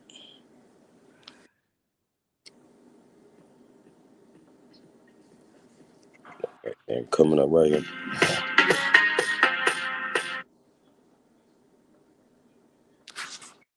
Hey, I hope y'all smash that like button, man. We should have 100 likes. Easy. You feel me? Y'all can't get this nowhere else. You feel me? Show some love.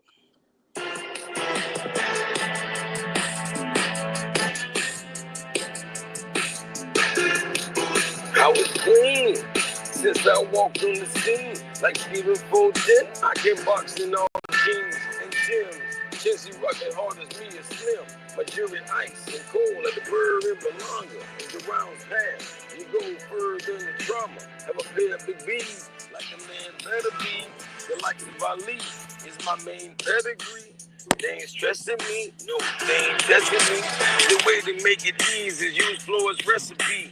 In boxing circles, Pellnell's a real masterpiece. Boy meets king, we all know that Jones is a king. We wanted big fights in Turkey, she had a dream.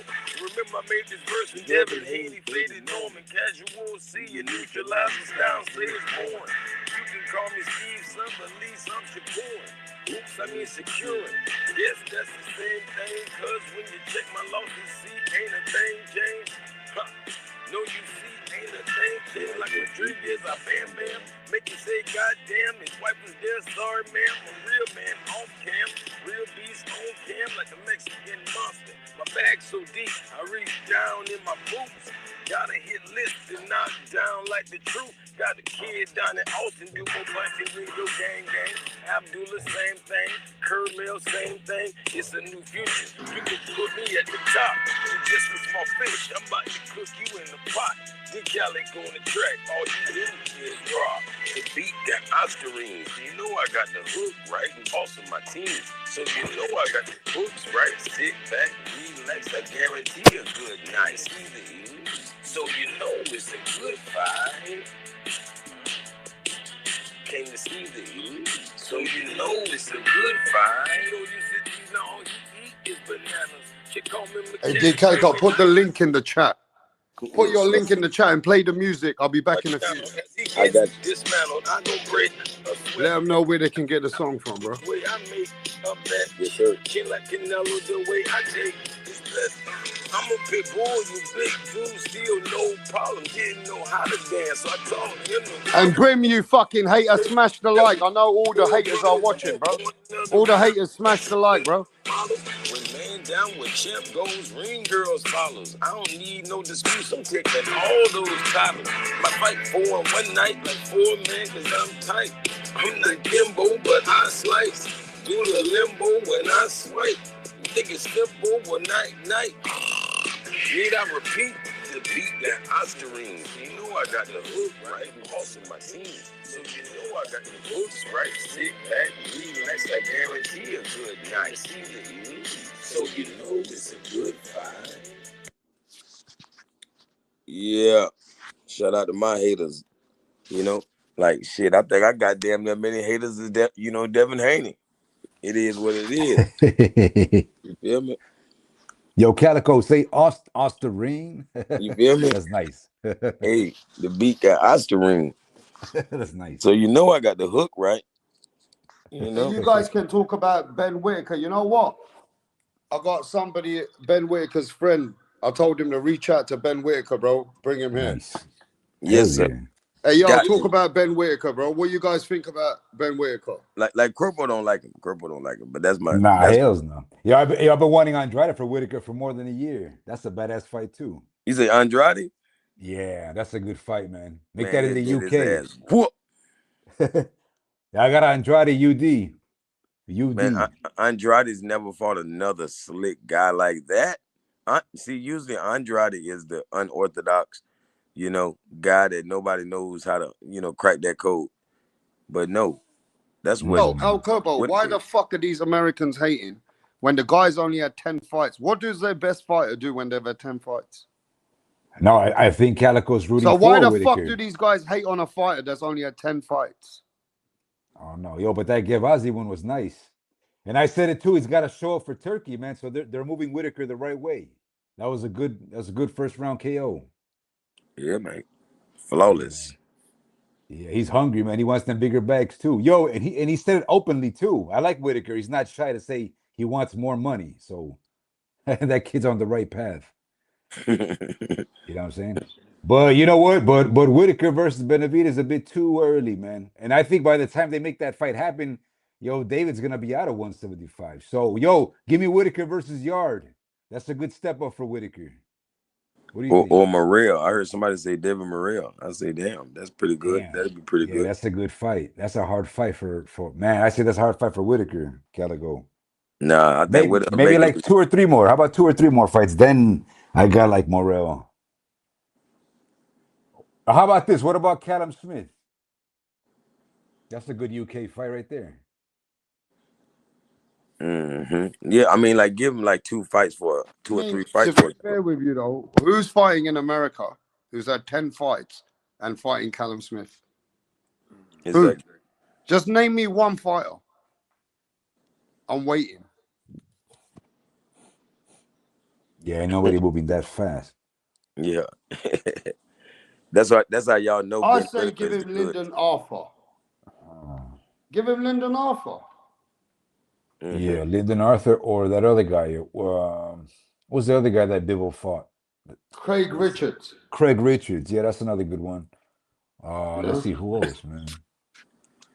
Yeah, but I like Whitaker's style, man. You see, he's forfeiting the whole showboating, so it's good for Whitaker. Now he can mix it up. He can mix the bag, and he's good for boxing, man. Also, who else? Who else? Calico. Yo, Josh Kelly versus Boots. That's a good fight too. Now Josh Kelly's fighting this guy, innit? He's fighting the fucking Russian, mate. Oh yeah, that's a Josh good fight Kelly's right there. fighting the fucking Russian, bro. Backroom. Yeah. Let me see here.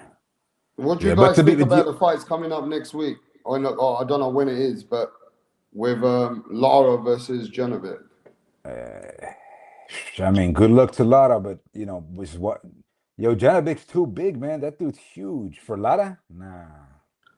Yo, I'm calling a stoppage like in the 7th, man. What is Lara? He's 42 or 43, Calico. Who you say, Laura? Yeah, Lara He like versus 41. Janabek. He's 41. Damn. Hey, Jed, why is But- all the Americans, Jed, hating on my boy Ben Whitaker? What fighters then 10 fights? They want the geezer. What do they want him to do in 10 fights? It's a growth of a boxer. Yeah? What American guy in 10 fights is going out there fighting world champions, bruv? But they want to hate the guy. He's fighting bums. Your best fighter was fighting. Look who they were fighting in 10 fights. I'm just saying, bro. I mean, you guys might even get shocked that Ben Whitaker in 3 more fights might be ready for the best. You get me? It's about growing. It's about a journey. Oh, let's see. What about that Willie Hutchinson guy? He needs like some big profile UK fights. Zach Parker just fought recently, right? Let me see. Oh, yeah. He fought Boatsy. Exactly. Yo, I got Whitaker over Parker. What else? Let's see. No, but I agree with you and Calico. Man, 2 or 3 more fights, or maybe 2 more fights, then give him a top dog. I mean, that's only because you're on the fast track. But really and truly, he shouldn't be thinking about that to around 20, 20 wins. Yeah. Or like 18, right? Yeah, approaching 20. Hey, bro, this is stupid. How the fuck they want Ben Whitaker now to fight Benavidez, bro? Who the fuck was Benavidez fighting when he had 10 fights? I'll show you now. Let me show you who Benavidez was fighting when he fought 10 fights. Yeah? You guys have lost your mind, bro. It's like the hate for the UK is mad. What the fuck, bro? You guys want to hate on Moses Atuma next? You're going to hate on Conor Ben's the biggest money man? What are you going to do? Hate on Hamza Shiraz? Bro, you got to let people fucking grow. Yeah. The Americans hate their own and they hate the overseas. Yeah. And Calico sold me on Noakes. Yo, Calico, you sold me on Noakes. That was a badass fight. I told you. Hey, I'm the only person that gave him that kind of credit before he earned it. but he earned it.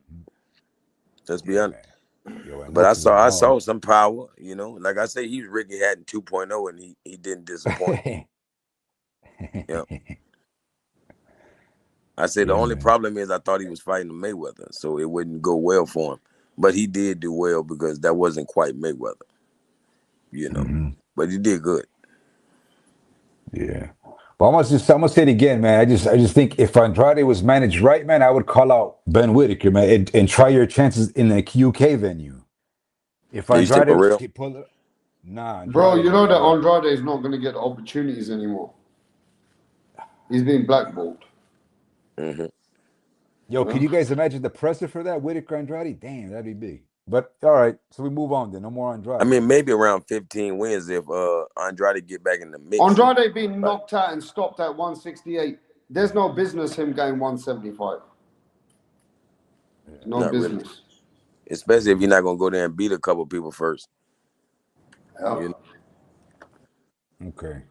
Well, if that kid wants more money, though, he's got to call these new young guns. So he's trying to help out Andrade with the right with the Man, right moves. if they young, he gonna knock them the fuck out, bro. You think so? All right, let me ask any boxing fan right now, bro. Right? Ladies and gentlemen, you've been watching boxing for years, yeah? Good or bad? If this is only his 10th or 11th fight, who should this man be fighting next? And this is just being real. At least put put a name that you expect what every other fighter's been doing at 10, 11 fights. Give me a name for this guy to just be reasonable, bro. Go on, guys. I like Parker, man. Why not? Everybody knows at 175 that Whitaker's a name you want to leech onto. So let me see. Give me Parker. Give me who else? Craig Richards. At the same time, I think Tony Bellew made a good point, though. Like, he still got to prove it against I want to say above British level. Because that Gavazi cat, nah. I called it like less than 6 rounds. I should have called it even earlier, but Gavazi just don't look. That cat don't got the part, man. So he needs a tougher fight, man, for tougher fights in the future, right? Benavidez was calling him out last week. And I think that's just stupid. People got something wrong with their fucking brain. They want him to fight Najee Lopez. They want him to fight fucking Lyndon Arthur. These are the kind of fights, you know what I mean? Yeah. Well, that's like what Punch was saying, because Punch made kind of sense with the Turkey guy. I think the reason why David's saying Ben's name is because maybe the Turkey crew they just want to make bigger fights. That's all. So it may seem a bit odd for David to mention that, but I don't know.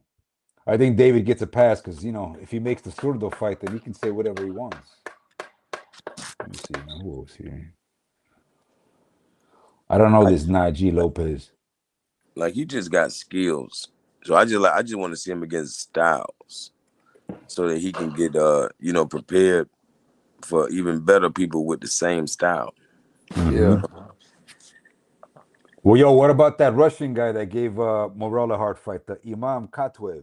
Oh my That's a God! hard fight for that was at 168. Nah, that was 175. No. Morrell went back down. Really? Yeah, after he got his ass whooped. I think he went down. Hold on. Because I'm pretty sure he's a light heavyweight, the Katev, the Russian cat. Remember they were trying to pin him with like some legal substances or something like that?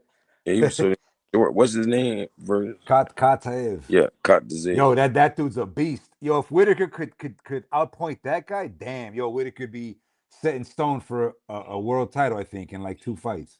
Yo, what up?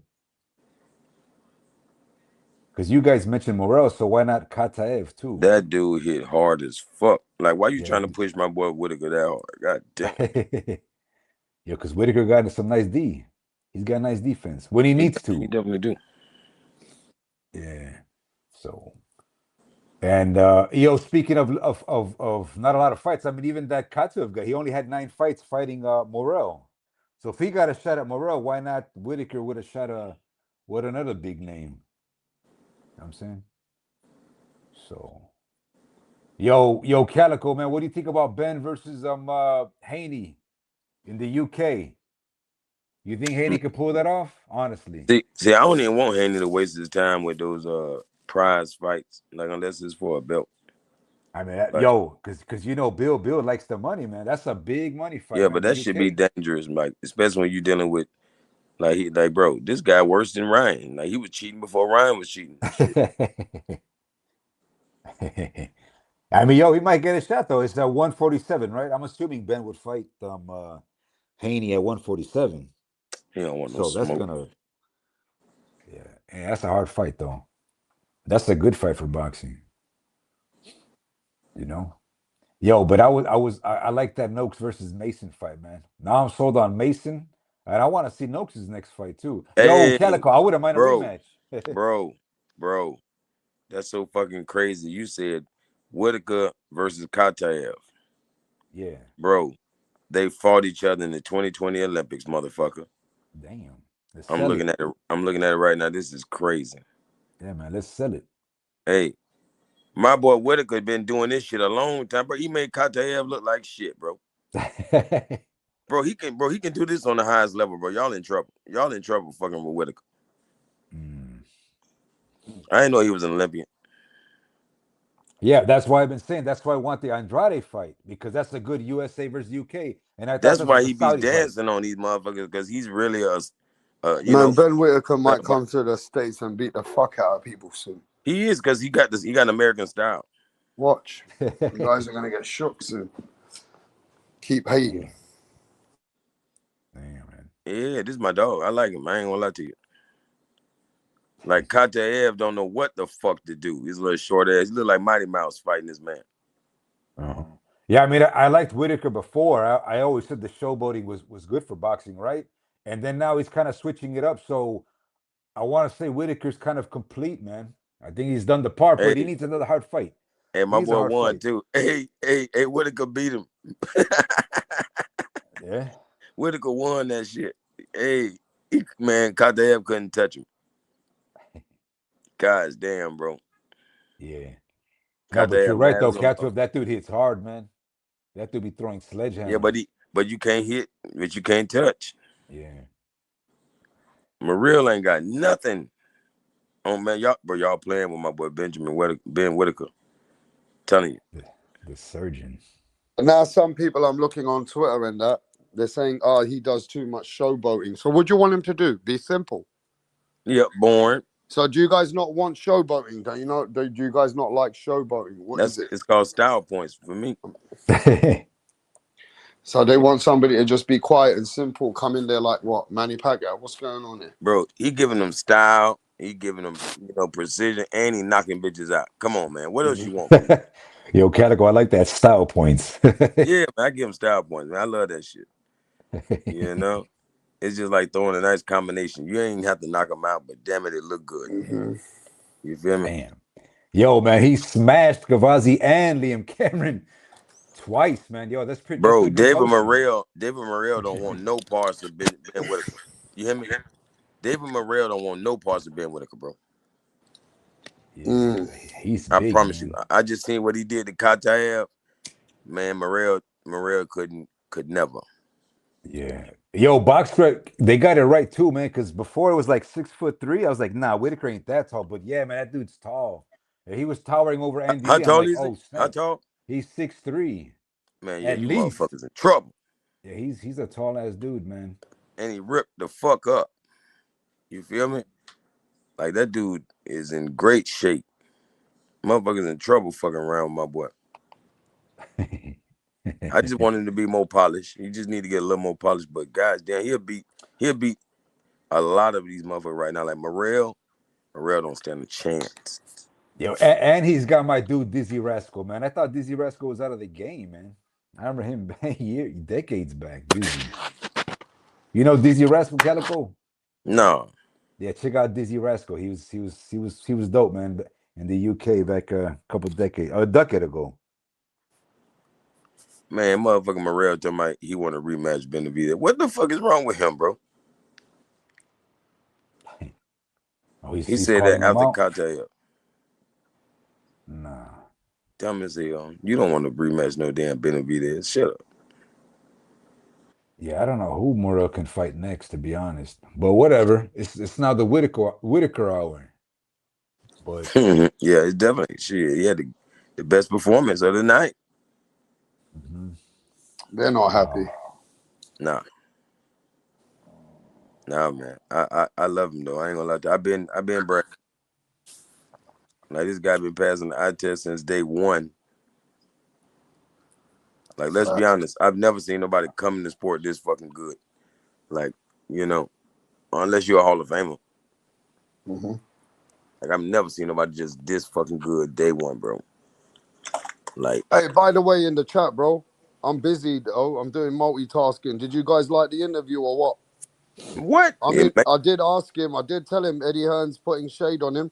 I told the Haneys that people are saying you could have got the knockout maybe. I told them, but I have to give them their flowers at the same time, bro, more than anything. Yeah? So, do you guys like the interview or what, bro? Man, you the I'm going to best, get rap. you guys another interview soon. I don't want to call his name, but I just got the message. So, hey, if Rap, you you the like the best. You interview, I already know might it. get the next one. Rap, you the only unbiased motherfucker on the internet, bro. No, don't say that. They're going to say unbiased. raps this, raps that. If you give me my flowers, people start Hey, fucking rap. saying Hey, nah, rap. bro. Chat GPT already said it, bro. You feel me? It is what it is. You know, the world should know by now that Rap Yeah. Star is official. I'm talking about rap the only channel Hey, that you guys like the interview or what, bro? I need to see some energy, bro. I'll do this for you guys, for exclusive. If this was fucking DAZN right now, everybody be jumping up and down. Yeah? Ain't nobody calling anybody a mofo on their interviews. You know what I mean? We out here talking. Where's Brian Norman Sr.? Hiding still till this day. yep, Brim's like fucking Brim, hiding with him. We don't like want to Brim. talk to Yep, Brim anyway. He ain't got no substance. he's Where's not. Brian Norman Sr., bruh? Yeah. He So it's came here putting channel some wars. laughing emojis one time. Who's laughing now? Now, big up to Brian Norman Sr., though, and his son. They made some good moves. They made money, but that's it. They made money, Yep. and they're gone Hey, back now. and, They're going and, to probably buy a big house in ATL, and that's and, it, bro. and one thing Damn. about Brian Norman Sr., he ate better crow than Brim did. I tell you that. Brim bitch ass still ain't ate crow, and we don't Hey, want bro, to eat it. it don't matter if you hear from him all the time, bro. This is an interview we're doing from the UK with a different perspective, bro. You know what I'm saying? Every man out there got a different fucking flow. This is the rap star flow, bro. So I ain't bringing no other interviews. This is a bit dead energy. I didn't even see more than 4 people say, yeah, rap, that was a good interview. So let's just chill out with that today. These guys are all dead beat. You know what I mean? We need some more support out here, bro. Yep. How about that? But you got the audio up, so it's good. That's good enough. People want to hear Bill, so it's good. Yo, Calico, man, you think I can get third time's the Fucking charm against bullshit. Haney style, man? I guess I Haney got it style. wrong with Ramirez. I said it was gonna be split with Norman. They didn't do anything I was trying to impose on how to close the distance. So Damn, so man. so so what you say if Haney fight Rolly Romero? What you say? Nah, I'm talking about Ben. Oh, okay, Ben versus who? Haney, man. Well, Ben, not Ben Whitaker. Nah, I'm talking about Connor Ben. Now Conor Ben don't want no fucking smoke, bro. Like Yo, I yo, say, yo, Connor ain't like that, afraid to throw though. like that's a dog and pony type show. Like it's no different than the Rolly. First and foremost, I want to know, can Ben beat Rolly Romero? I need that to be finalized. I need to know because both of them suck. So I need to know which one of you Now, motherfuckers. Ben is spiteful, bro. He's a spiteful fighter, though. He's spiteful, I think, more than Rolly, bro. But I think he's never fought a puncher like Rolly. I don't know, I man. don't know. I think Eubank hits just as hard, if not harder, than It Romero, would be man. a real Rock'em Sock'em robot. It'd be Rock'em Sock'em robots. That's all it'd be. Hey, bro, I was looking at Lewis Crocker. Lewis Crocker fight like Blair Cobbs. You hear me? Lewis Crocker is, man, his ass is grass. You hear me? He's grass. They better go hide that motherfucker in the bushes some goddamn well. He trash. I promise you. He's swinging for the fences with a dumbass, unorthodox ass punch almost every time. He sucks. The Croc. That motherfucker sucked. He in trouble. Man, well, what's his position though? He's got like a secondary strap. Hell no, he got the 4th belt in the division. So he got that IBF, right? Yeah, it sounds like, yeah. Okay. So him versus who? No, Romero? No, Lewis Crocker. He Yeah, got but Lewis Crocker versus who? shit. I mean, eventually Haney, Okay. or maybe Crocker versus Conor Ben. Like Conor Ben need to get a belt if he want to get in this action at 147. He needs a belt. What do you want? What are you going to do? Come get a tune-up? Yeah. Look, I got the connect, yeah? I'm going to tell you who it is. I rang him before. I'm on the phone with them. Mauricio Suleiman. Do you guys want to speak to him? Of course.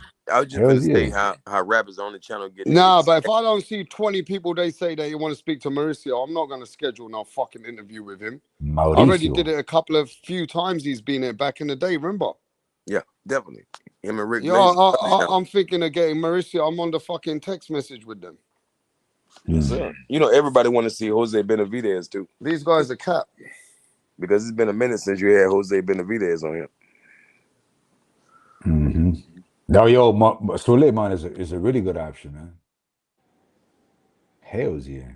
Like, man, rap, man, you legendary, rap. I'm telling you, bro. Now, don't say that, bro. People start hating quick.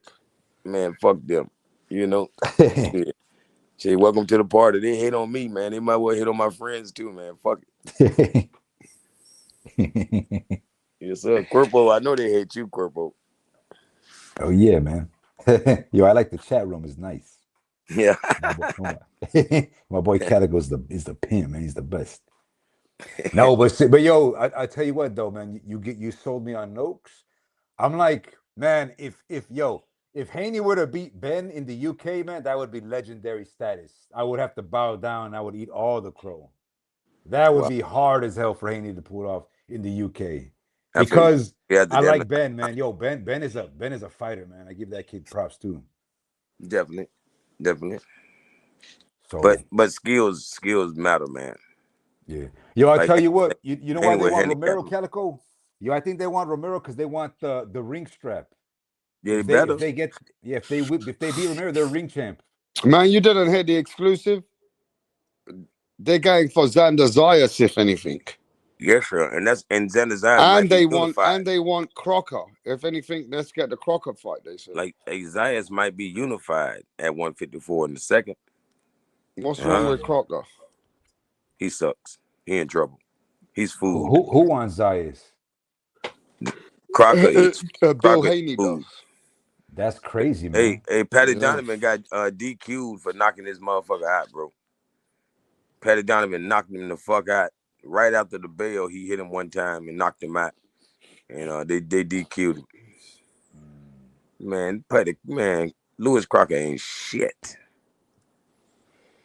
Hey, Calico, what about the Zayas versus Barao? Who's that guy? The German kid? Yeah, I know you. Yeah. How is that one? How do you see that one? You talking about the unification fight, right? Hey, you know what? If I bring Mauricio here, yeah, I'm not going to just talk to Mauricio Suleiman about him and the WBC.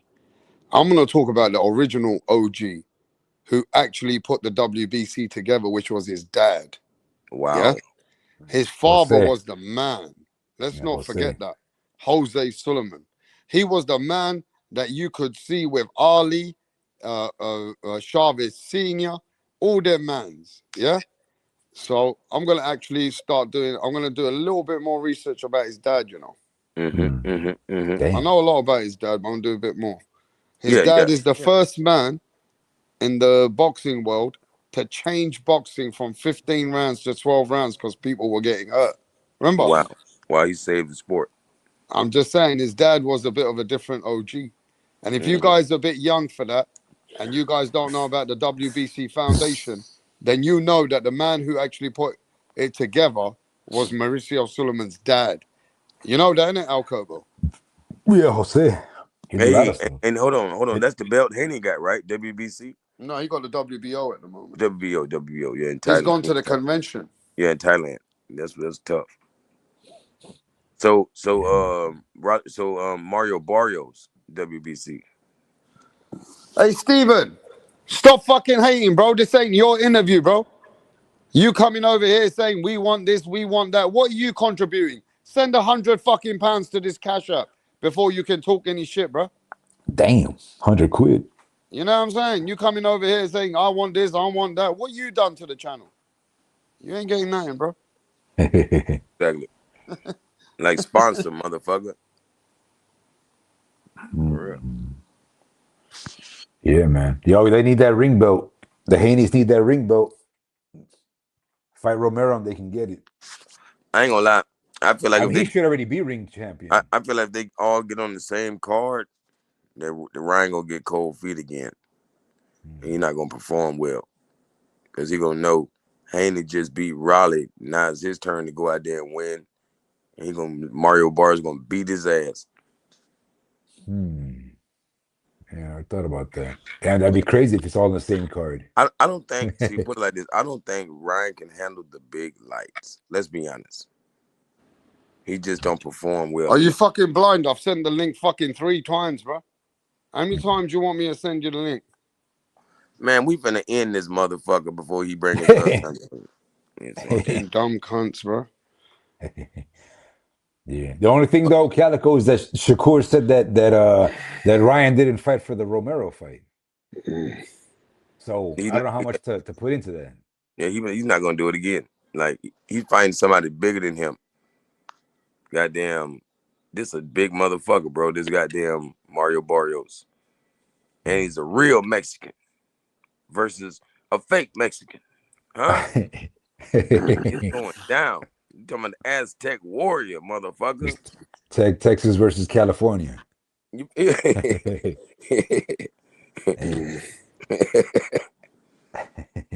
Damn. Yeah, and I don't know, man. That's a hard one to pick, though. To be honest, that's a hard one to pick, man. Yeah. By the way, yo, you had Barrios beating Pac, or you thought it was a fair draw, or how'd you see that fight? I mean, watching the fight is just not worth watching. But beforehand, I was expecting that Pacquiao came out of retirement for a fucking reason, but nothing materialized. You know, it was lackluster as fuck. Like he couldn't really do nothing with that tall motherfucker, man. And then Mario Barrios acted like he was carrying him, you know. But I don't think he'll carry Ryan. I think he's ready to make up for that performance.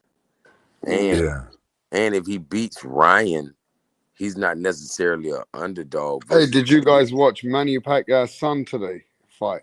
Oh man, he fucking had a draw. He had a draw with a guy who was a novice. The guy was a teacher. Damn. But he was training hard. The teacher was tough. Like, damn. Do you remember like Jeff Horn? Oh snap! It's a Jeff Horn curse. Like that, and it was a draw. Teachers. Manny Pacquiao's son had a draw, and Manny Pacquiao said he's got a lot to learn, bruh. A lot. He said he got a lot to learn, but he can learn. He said he can learn. Did you guys watch Manny Pacquiao's son? That's Jinky Pacquiao was sitting there. She looked all right today. Jinky sometimes looks a bit weird, but today she looked like she's been keeping fit. You know what I mean? Yeah. Jinky and Manny Pacquiao was sitting there watching their son, and he didn't even get a stoppage. He was hitting him, but the geezer, the teacher, was able to win some rounds, bro. The teacher from fucking school came to fight Manny Pacquiao's son, but it was all right. And Jinky. I heard Kavalaskis won the European Championship. If you guys don't know, you guys, half of you are casual as fuck anyway. Kavalaskis? Yeah, I can't believe Mean Machine. Mean Machine. Remember the one what Virgil Ortiz fought?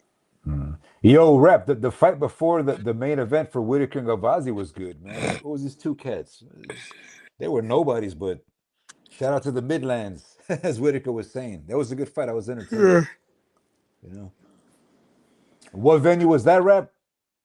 What do you mean? Whitaker one? Which venue was that? Birmingham, right? Some Birmingham Stadium? Somewhere in Birmingham.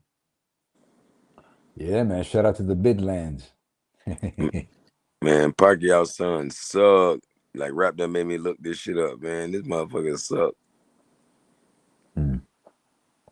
Damn. I'm talking about he look like he fighting a 17-year-old. I'm talking about the kid beating his ass, man. What the fuck? What was that on? Like that was not on no DAZN, right? Some Hell no, Philippines some thing. Okay. underground ass shit. Never seen this shit before. Like Okay. BK, I guess it's BK Stars or something like that. Or Okay. G Yo, GX.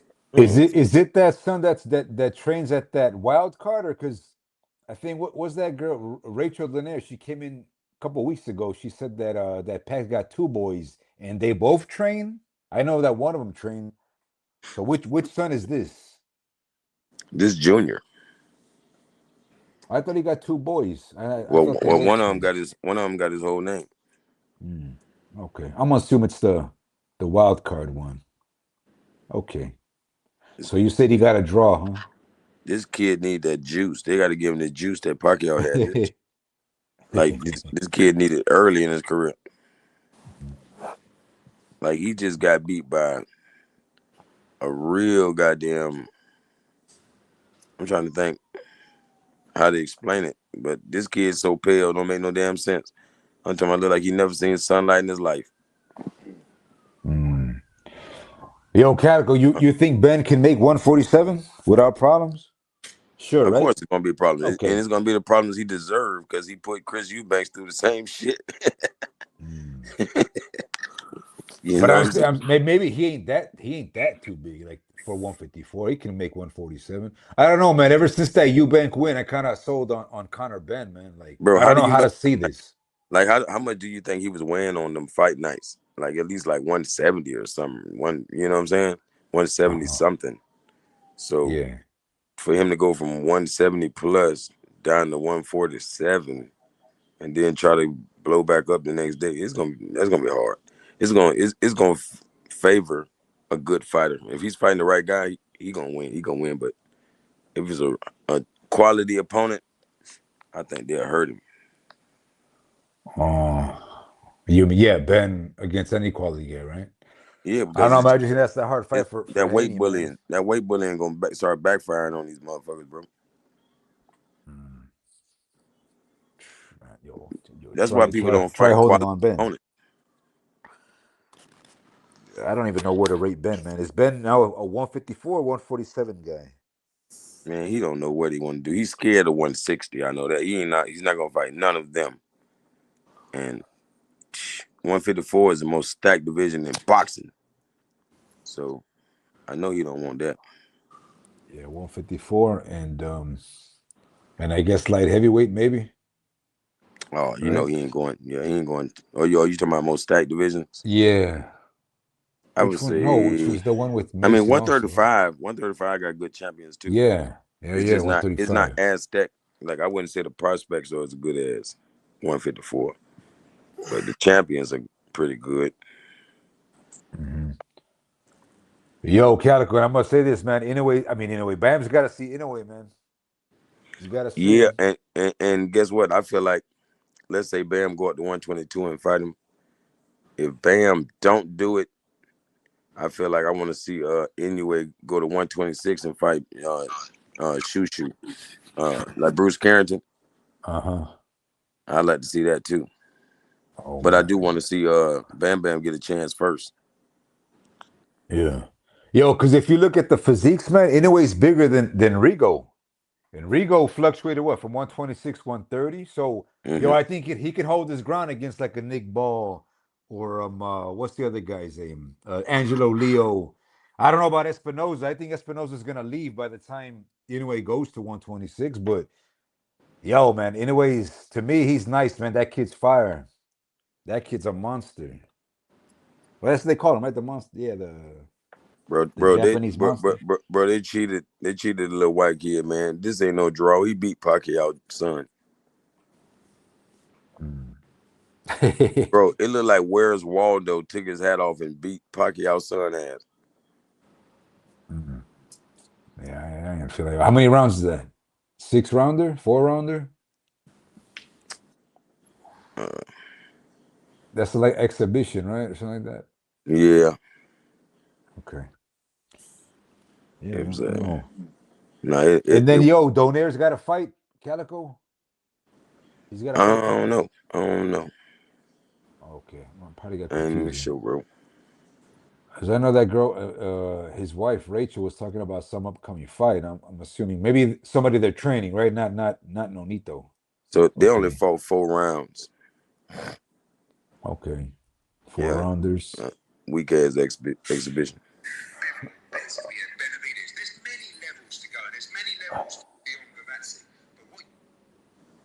Yeah. It's Eddie Hearn. Eddie Hearn last night trying to sell Whitaker, which is good, man. There's many levels to go, and there's many levels. So Hearn got Whitaker. What you do, as I said, you go in and you produce a performance that makes everybody go, "Wow, this guy is wow." Everybody in this country needs to get behind this because we're dying out for a superstar, and Ben Whitaker is him. We are so pleased that he's on the zone with Matchroom. We're going to do everything we can. We're going to take him all around the world. America, listen, we don't want to take him to America too much, but America's dying out for Ben Whitaker. You know, you saw the show's clip. Show me the money. Yeah. And exactly what we want, what we all need. This guy has got it all. He's an absolute superstar in the making. I know he's going to keep his feet on the floor. Everybody from in here tonight, tuning on the zone all around the world, but particularly the people from this area. We've been dying for a superstar from this area for a long time. You've got a guy right here that can bring the biggest names in boxing to Birmingham and the Midlands. Right, so get behind this man, enjoy the process. He's an absolute superstar in the making. Birmingham. Yeah, man. Yo, Whitaker's letting his hands go, man. Yo, this is a new Whitaker. It's not the old school Whitaker's kind of gone, which is he I don't know if that's better. good or bad, but He's just getting better. He's just getting better. better. You think he's got pop? He's got some power, right? Hell yeah. Okay. Damn. Yeah, man. Yo, Whitaker's that's a big ass dude, also, man. Yeah, I bet you Whitaker's like 190 on Fight Night at least. He's a huge ass dude, so he's gonna be good, man. 175 per view. Bro, they had to rob this kid just to give Pacquiao's son a draw. This fucking crazy. Are you watching highlights? Bro, the kid telling Pacquiao's son, like, man, even you know you lost, man. I can't believe this. What's the guy's name that he fought? Lally. Lally. Brendan Lally. Where's he from? Man, Australia? he got to be straight from London or some shit. Like, god damn. Like, he's never seen the sunlight like that, man. I'm telling you. He could be Irish. Okay. I'm talking about the bright lights in the ring was the most light he's seen on his skin. He was big. Like if he had some power, he would have knocked him out. He didn't have no power, but he was beating his ass though. Man, Pacquiao Jr. versus Lally. What is this kid's name? Lally. Oh, Lally of Chicago. Oh, damn. He's from my neck of the woods, man. Brendan Lally from Chicago. Where you from? What? No way. Yeah, he's from Chi-Town. Damn. Okay. Yeah. All right, I should. Now you're gonna want to watch that replay. Man, you don't want to watch it. You don't want to watch it. Nah, it's only 4 rounds. Yeah. Hey, so you got you're saying Whitaker versus Lyndon Arthur, huh? Yes, sir. What's I'm up, gonna let you guys know now, bro. I gotta get out of here, so I'm gonna shut this one down. Yeah, I'm gonna catch you guys on the next live. I hope you guys enjoyed the live and smash the like on the way up. Thanks for that interview, man. Get some rest. Peace out, y'all Sunday. Good shit. What's up? Appreciate all y'all. I'll let you, Corbo. Peace.